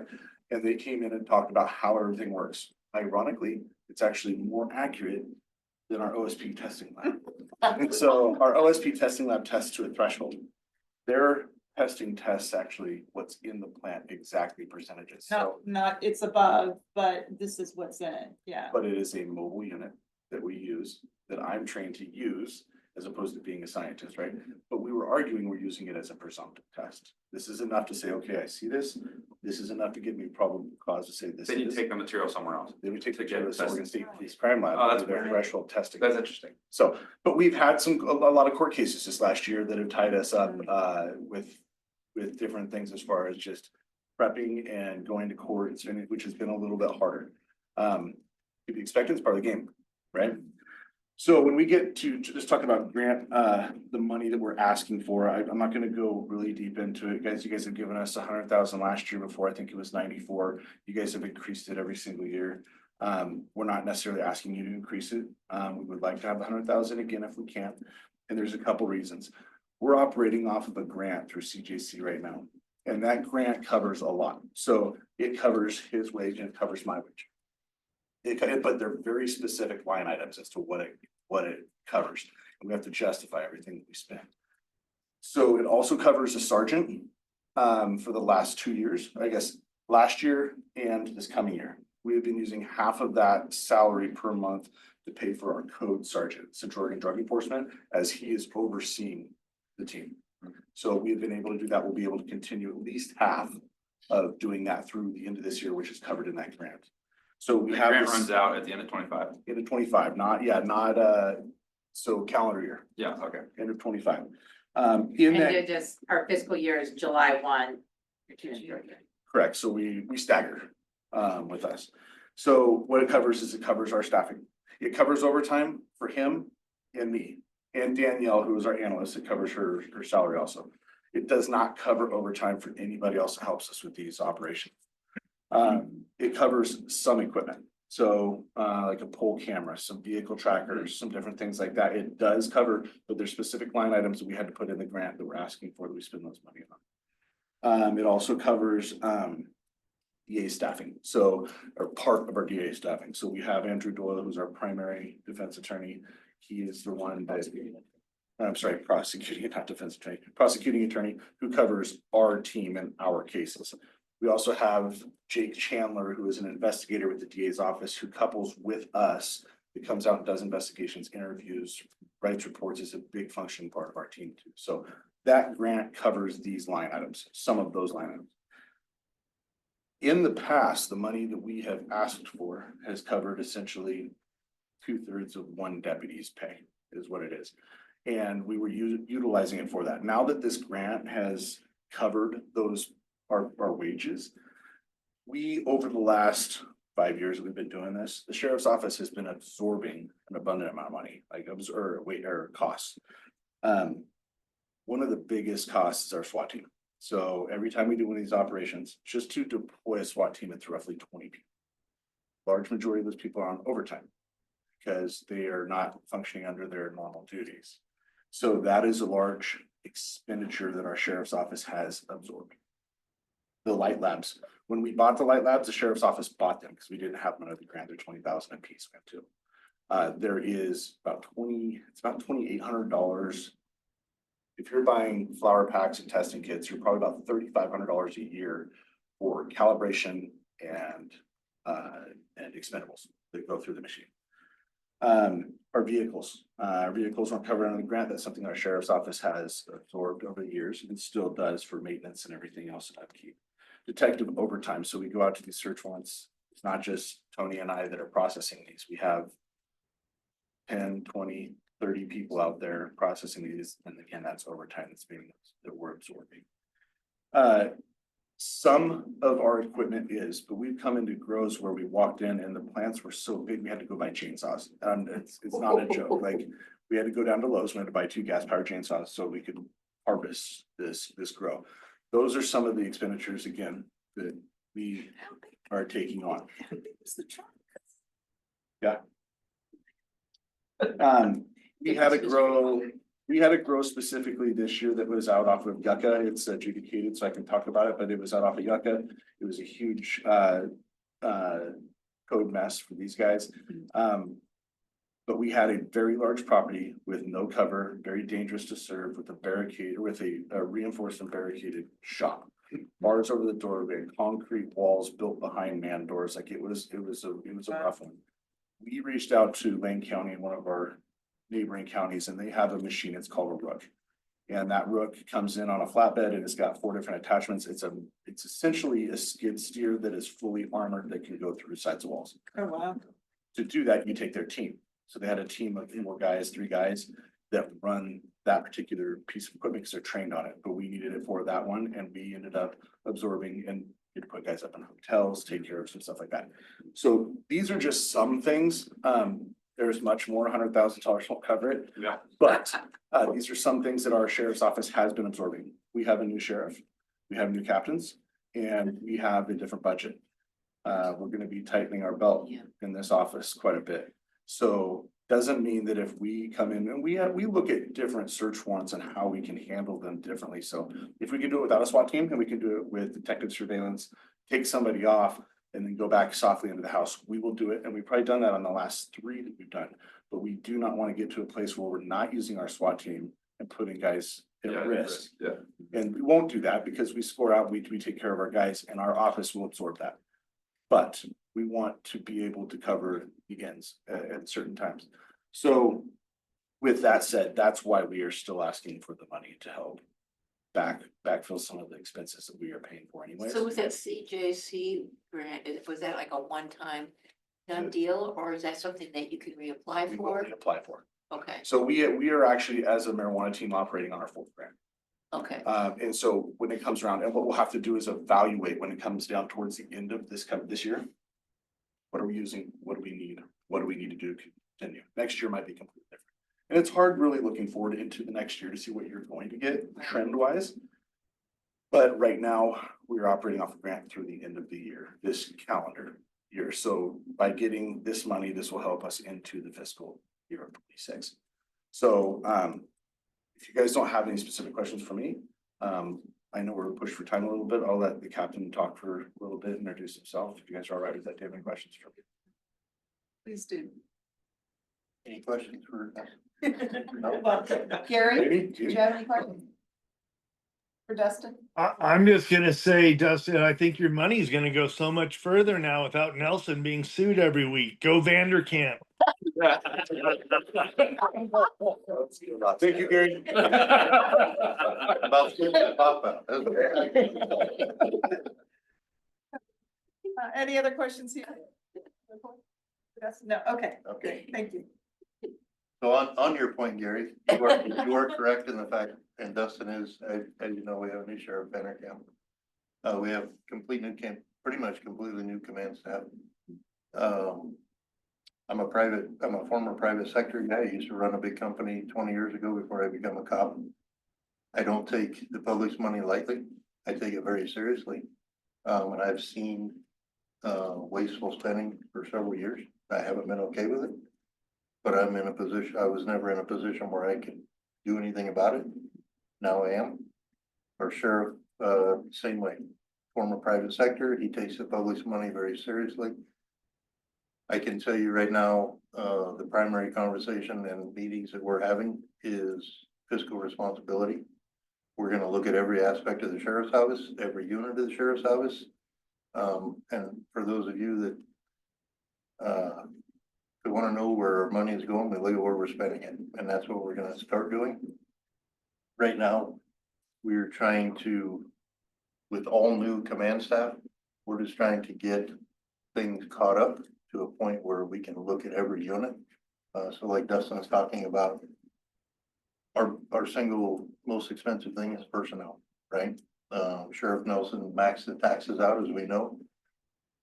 That permanent funding was supposed to sustain us through about 2027, 2028, before we had to go back to the public and ask for more due to costs and such. If we went back to the public right now, given probably the public's feel, if you just got a feeling, and we know this, we see it, we hear it, we feel it, we're not okay with it. If we went to, I wouldn't even go back to the public right now and say, would you please give us more money? So we have to look, our goal, we're trying to cut between 13 and 15% out of a $65 million year budget. Math on that's about $9 to $9.5 million. We'll see if that's possible, but we are definitely looking everywhere to do so. A lot of it, and I know the sheriff had met with county as far as what our projected revenue is going to be for the next few years as far as tax base. They seem pretty positive about it. But we have to wait and see, you know what I mean? But what we can do as a sheriff's office is look at every unit, look at where we're spending that money. Dustin is correct. It costs a lot of money to operate these. When we do send the SWAT team or anything, there's usually multiple deputies. And it's expensive, and we have been absorbing that. We understand the importance of it, and so we want to be a partner. We appreciate the money that you guys have given us in the past.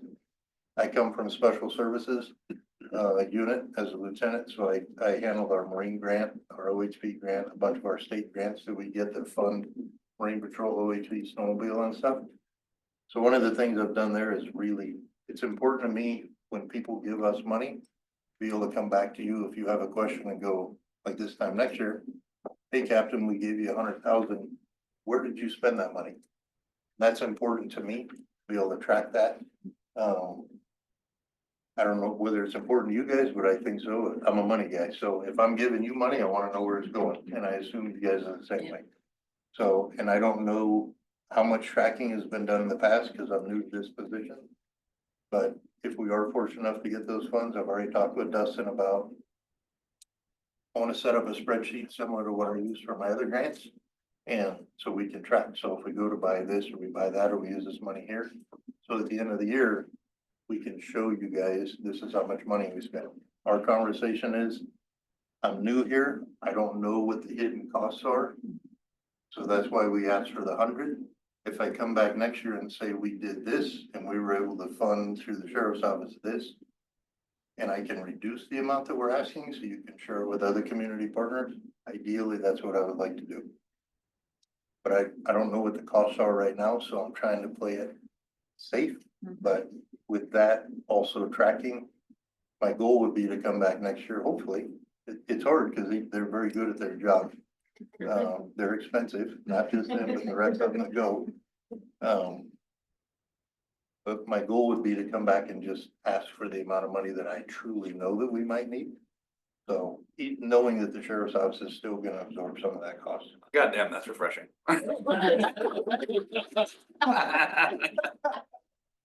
Which part? All of it. Said there, y'all look like you're smiling. I'm trying, buddy. You can come beat me up if we don't. It's refreshing. You're exactly right, Hunter. Yeah, I don't wanna get onto a tangent. I know we're on time. I came from private sector where I was a VP of a big company. I made a lot of money. I always wanted to be a cop. I changed careers 20 years ago. I stood on the street corner of Lapine holding a sign to the public saying, please give us permanent funding. And I will never forget that. We were blessed with permanent funding for the public. And I'm not okay when I see wasteful spending. It's not okay with me. We have costs to do business. There's the needs, the wants, and the luxuries, and there's been a lot of luxuries for a lot of times, not counting what he brought up with unnecessary lawsuits. So we are going in a completely different direction right now. The troops are excited. They walk down the halls, seeing the motivation, seeing the smiles. We just went through a promotional process. Last week, we had 22 applicants for lieutenants and sergeants, the highest number I've seen in 20 years. Nice. We have detective promotions coming up. I had 12 people apply, probably the highest I've seen in 20 years. People are excited to come to work again, and as a captain or just as a person, it makes me happy. Because I know what our folks do for our community, so it makes me very happy. That's great. Nice job, Yeah, guys. and we're open. Our doors are open. If there's ever questions, concerns, whatever, please feel free to come see us. Our sheriff, if you call him, he'll answer his phone, he'll talk to you, guaranteed. I'm the same way, the rest of command staff, same way. On that same note, Captain, if ever, I don't know if any of you guys have ever been on a ride along, but you're all invited. Oh, I'd love to go. So just, I mean, come down to the sheriff's office, fill out a packet, and they can assign you, if you wanna go specifically. That should be our next meeting. I'm way more fun, I'm way more fun than the other deputies are. You'll turn the lights and sirens on? But seriously, like, you guys make an investment in us, come see what we do, and come jump in our cars. That'd be And, great. Yeah. Thank you for the invitation. Thank you. All in on kind of what Gary started on. I'm a firm believer of being someone who used to manage a large number of people. If you treat your people good, you treat them with respect, you give them the tools they need, you give them the respect they deserve, you'll see those lawsuits go away. Oh, yeah. Guaranteed. And that's just crazy money that's going out the window that we should be able to utilize to fight the things that we want to fight. So, Amen. Okay. thank you. Thank you. Yeah, I appreciate the time. And it's good to meet all of you. Yeah. I'm looking forward to this moving forward. It's hard. It's my first year, so I'm like Dustin's like, I'll Oh, do we'll get most you of in the talking. I'm like, perfect. What's that? I said, we'll get you in line. Oh, yeah. I appreciate that. Thank you. All right. So I just received an interesting update just for the country, and I'm guessing it's going to impact some of our partners. And I'm just saying it because maybe it will impact this conversation. But the White House just paused all federal grants. And so I think a lot of our programs are funded in part by federal grants. So I just wanted to put that out there as part of a consideration. I mean, it's it is officially, they did that, the order goes into effect tomorrow at 5 p.m. Is that a 90-day? Cause They said limited, but they didn't say. So They I wouldn't am, I'm do guessing 90 in particular that we have a couple programs on the block here who get a lot of Federal, federal grant money. yeah, So wow, okay. do with that what you will, with the limited information we have, you know, that's gonna impact all of our departments across the board. All of us receive some form of federal grants in some Right. capacity, so, Wow. yeah, it'll be interesting to see how it plays out.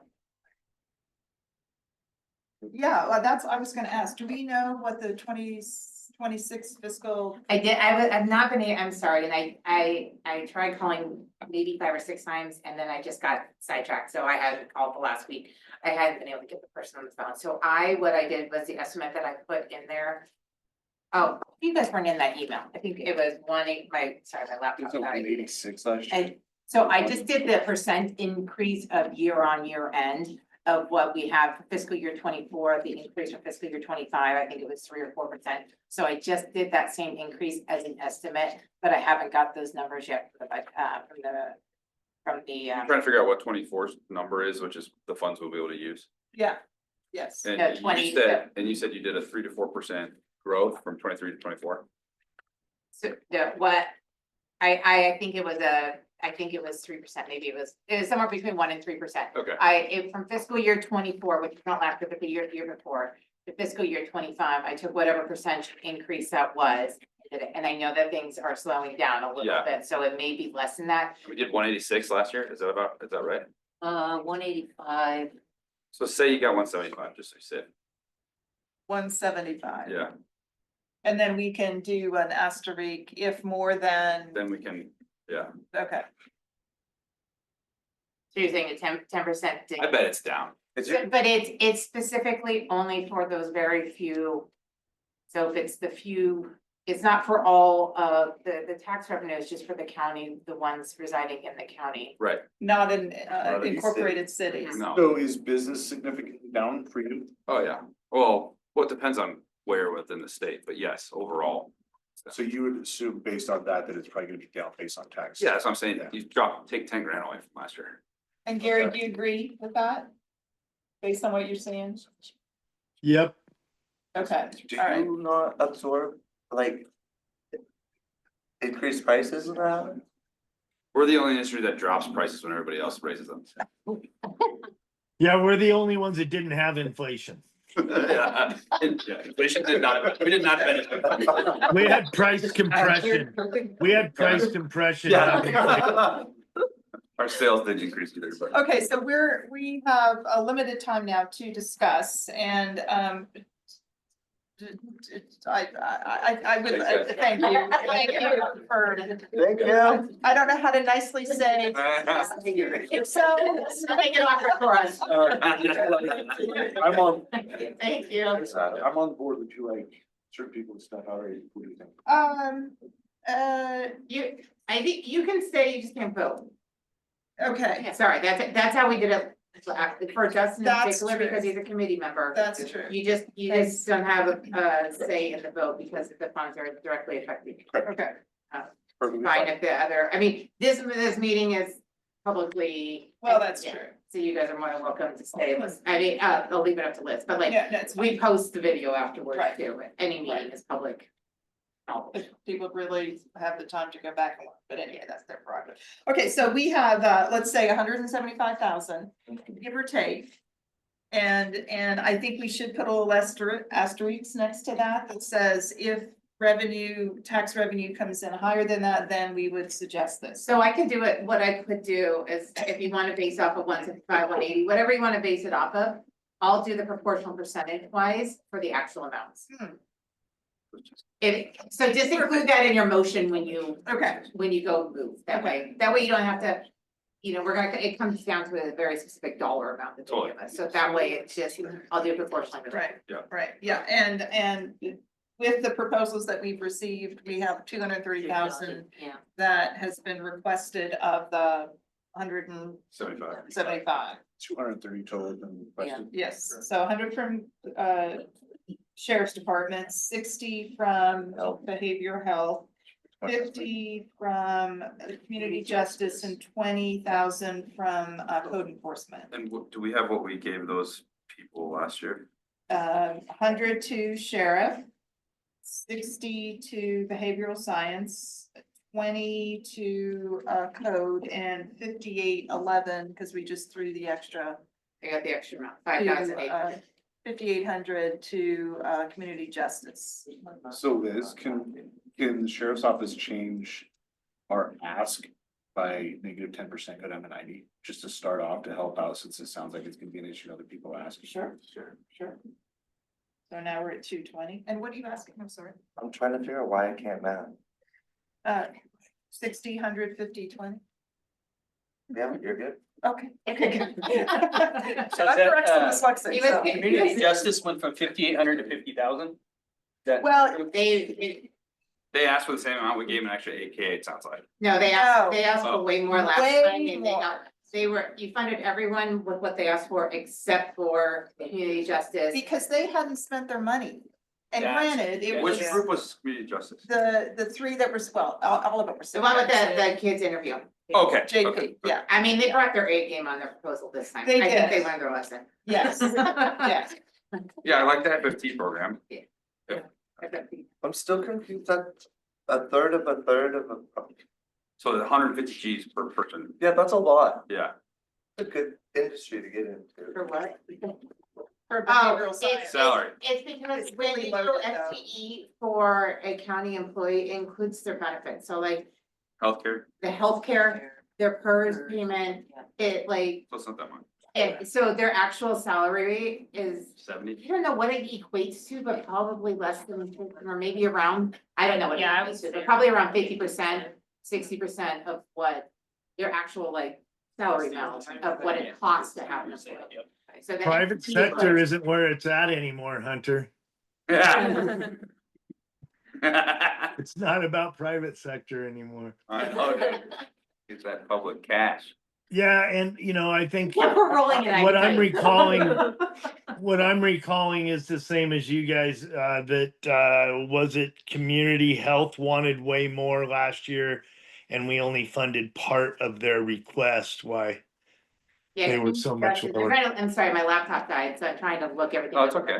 But it was community justice, yes, that got funded. Oh, I have it pulled up. I have a question for the group. Yes. Who do you think is most effective? 90, 20, 40, 50. 90, 20, 40, 15? Is that 175? What's the 20 going to? Code enforcement? Code enforcement. Okay, and the 40s to who? Health Community justice. and 15 to justice. Okay, so wait, you're saying 40 to behavioral health? 90 to sheriff, 15 to community justice, and 20 to, well, that's 165. And behavioral health was the second to last presentation. That's just. Yes, Yeah, yeah. yeah. And Yeah, with CDD is the only asking for PSA. 20, huh? Only asking for 20. In I know that. my perspective, they're the biggest and the strongest, most beneficial partner that I have in this group. Code enforcement? Yeah. so we're kind of following the track of last year, it sounds like. But is that what we should be doing? Yeah. So this, So let's talk about behavioral health. You know, the 60,000 last year went only to the PSA spots. They wanted to get the Spanish language going. Sounds like they're working on that. This year they came in and said, we want 30,000 to continue that and 30,000 to update. So I think a lot of their 30,000 on the PSAs, and maybe we should have asked the question, was for media buys. You know, It was media buys and they figured out that they weren't very targeted. And you heard her when she said, we know Yeah. it's end of summer, right, Christmas break, so they're gonna be able to spend less to get more. right, right. And I do like the fact that they want to update those other materials because, you know, when I want to talk to a kid, yeah, it's kind of good to have something that I can use. So I like the 30,000 to update the materials personally. But maybe we don't need to award them the whole 30,000 on the PSAs because it's already going. 30 Gs to update material seems a little extreme. That's where the 40 would come in. I could do that in 5 minutes. Okay, I'll No. call Jesse. Hunter volunteered. That just seems like a lot of money. But that's what the 40, I think, makes sense, because that's what she said too, is that if they had to take a cut, they would figure out a way to upgrade some of that other stuff. They would figure out a way to do that. So, but the PSAs is what's critical. I would, yeah. So okay, so we need to come up with proposals. You're saying 30,000 only to be? No, I'm saying 40, because it would still give them something towards. Okay, Oh, towards the commercial too. okay, Towards upgrading some of that stuff. okay. And community justice, they've asked for 50.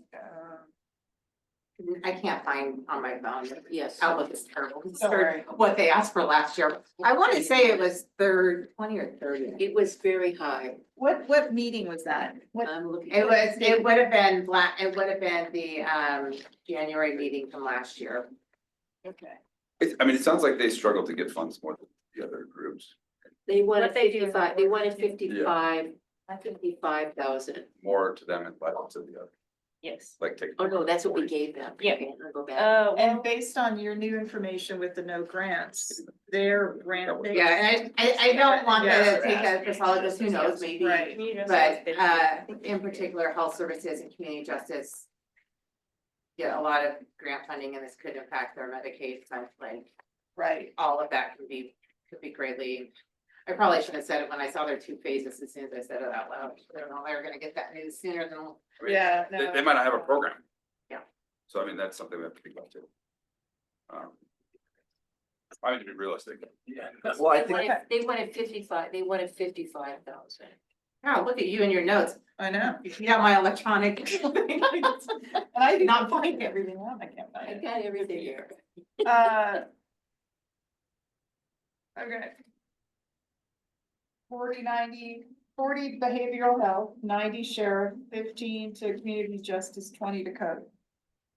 So that's 165, all right? yeah, there's 10, like you said, I didn't math, so I think that extra 10 should either add to CGD's ask if they're your most beneficial department, and that's kind of what I'm hearing, you lowered your 100 to 90. They could go to CD, help your partner, or to justice, How much is the code asking for? 20, 20. or we split the difference.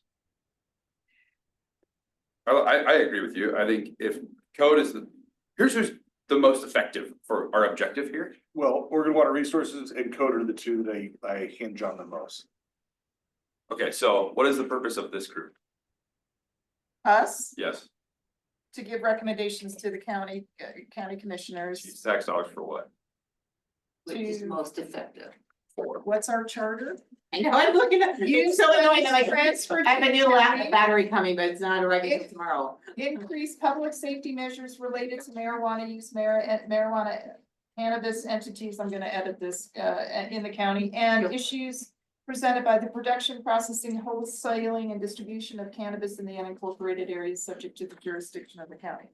Sounds like that, Public safety measures. yeah, No use. CBD and 40. They're just leaving them out everywhere.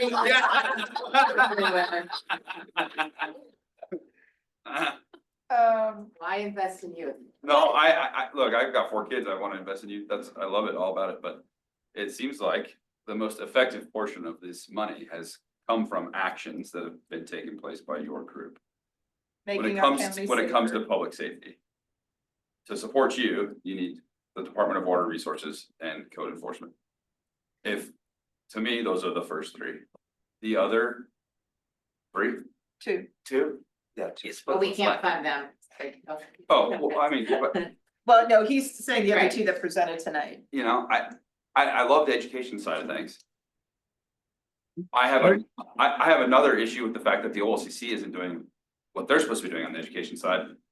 I don't know that it is Deschutes County's cannabis businesses' responsibility to pay for that, because we're already paying for it. I'm not saying we should not. I think we should continue to Yeah, fund no, those but organizations. I hear what you're saying. But I'm, you know, it's Yeah. like, how many times do you take from one group when these are actually the only people that are doing Right. something? Right, And, you know, again and again, we see like Measure 110, they should be able to get those resources. That's coming. Amen. Well, I mean, that all that money comes from the Right. cannabis industry. right, So I right. mean, Well, Hunter, you're hitting on something right there that's, pretty sore subject for me is I don't think alcohol pays their fair part. And I think 110 has been hijacked. And I think that money should be reallotted. But since that's a whole nother subject, I agree with what you just said is, put it to where we've gotten the most support and impact. But if code enforcement thought they needed more than 20, why didn't they ask for more than 20? yeah, so I don't know, maybe it's a follow-up. I don't know. And you were talking about water resources, but they didn't put in a proposal. Oh, I got mine right here. They're not a county department. No, they're not allowed to touch. Gotcha. So we're the only, I think you guys know this, Deschutes County is the only county that has to have this committee that has this. Yes. Opted out. And then we opted back in. We didn't opt back in, it was that, it's because we opted out. And then the state said they're not gonna give us any of the tax revenue, and so our legal department said, well, actually, we do get some that have already been here that you're continuing to get tax revenues from. Right. So that's why our tax revenues, relatively speaking, compared to what other cities get, a small amount, because we only have a couple dispensaries. You don't have the stores, you have the grows. Yeah.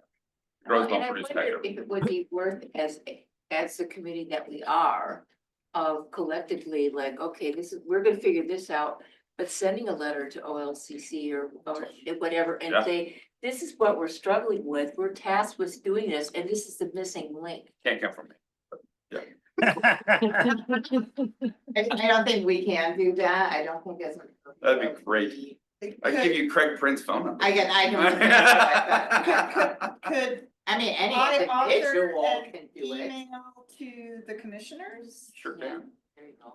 and have the commissioners run it up the line? They're the boss. The commissioners are the boss. Right, Yeah. Yeah. okay, so let me work on that. Craig Prince is the executive director It would be. and he reports to the commissioners. His email is. Yeah. Oh, no, I got this report. Can we? It's We public don't meeting. Give me Yeah. on YouTube. I mean, Yeah, it's a public recorded meeting. That's why I made the Nelson comment. Yeah. Craig Prince is actually a really nice guy. He's doing a good job, but the OLCC does not care about the cannabis industry. All they care Well, about and the is commissioners need to know this is alcohol this is industry. a missing link Right, in all of this. You know, that was part of the reason Measure 14, passed, Measure 9, oh my God, 110. what, no, originally it's 14, right, Gary? I think so, Illegal. yeah. To legalize, Oh, wow.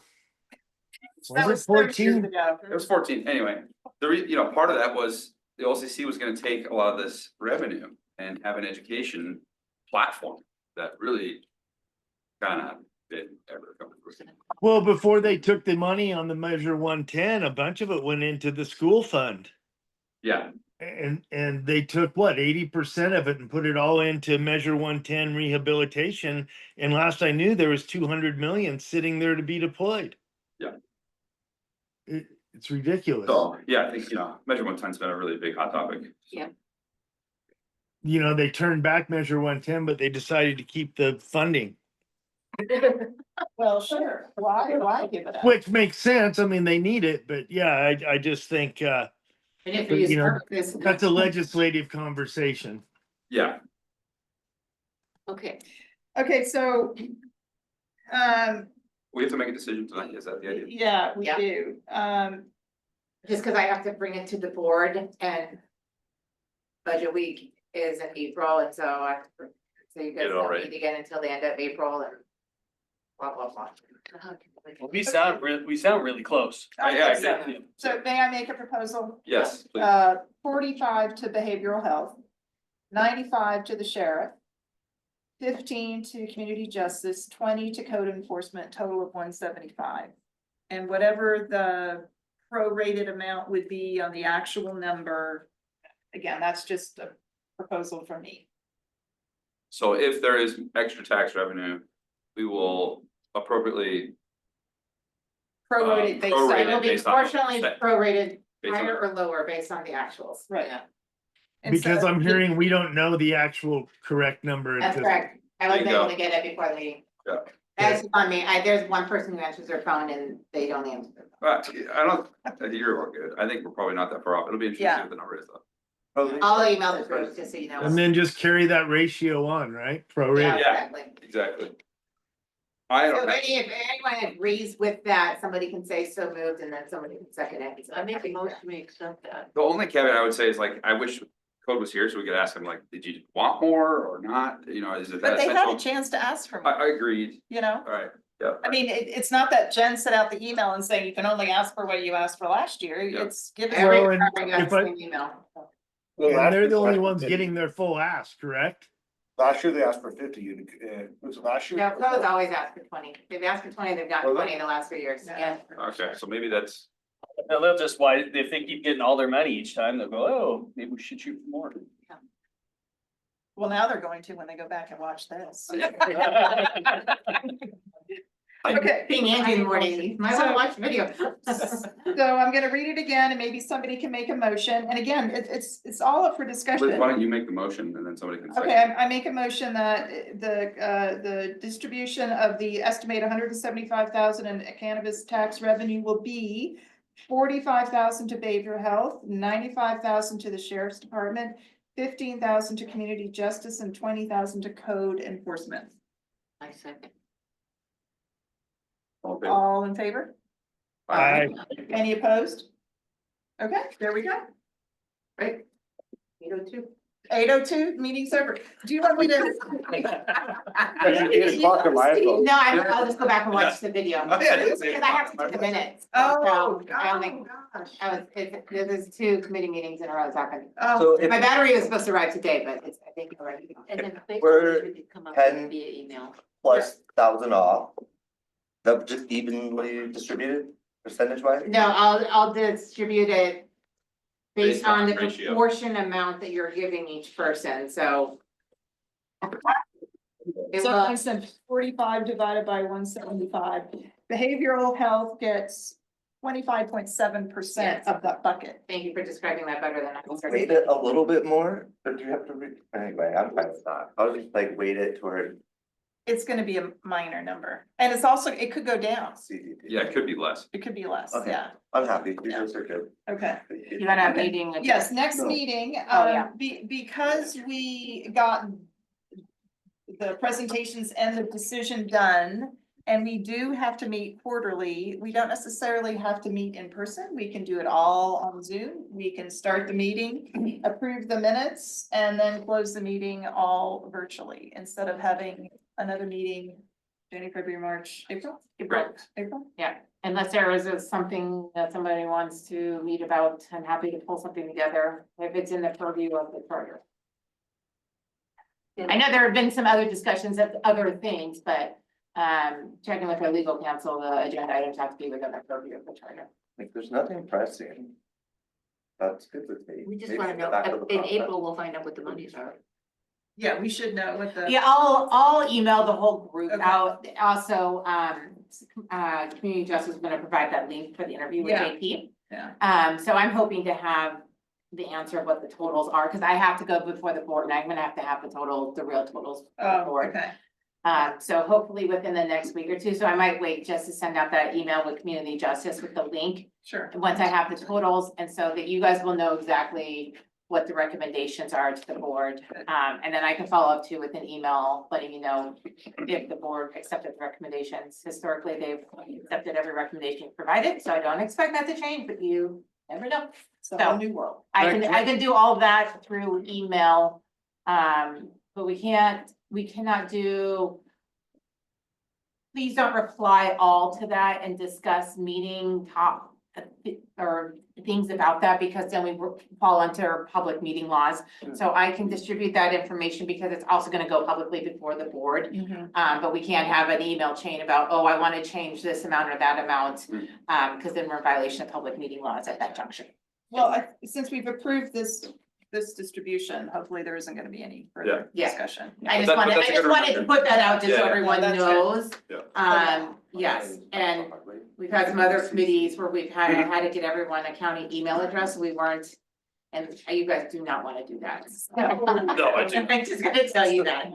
You do not. Proposing a annual in-person meeting and the rest by Zoom, is that what you were saying? No, just for this next one, Okay, because typically in previous years, we've had January for the presentations, and then we had April for the discussion, and then we were butted up right against the budget committee meeting. So Jen said, why don't we do the presentations and this discussion in January, which means our April meeting doesn't really have to be correct. anything big. Okay. But, maybe in October we should meet. I mean, I'm not saying only one in-person meeting, it's just, There's not gonna be a whole lot. We don't have an agenda topic right now, Yeah. but by law, the way the statute was written, you guys do have to meet quarterly, but the meeting can be on the Zoom, call to order, approve the minutes, close the and meeting, close the meeting. right? Okay. So that people don't have to travel in and do all that.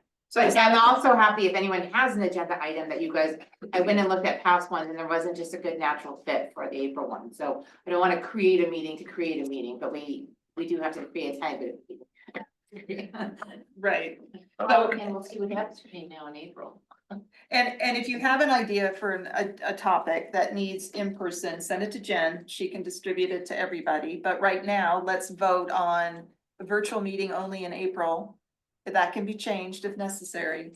But any motion to meet virtually, And was it April 21st? April 21st. Yeah. April 20th. April 21st recording. I like April 4/21. 420. Yeah, 420. That's the I feel like we kind of have to do that one. I'll be busy. That's a day late. Sale.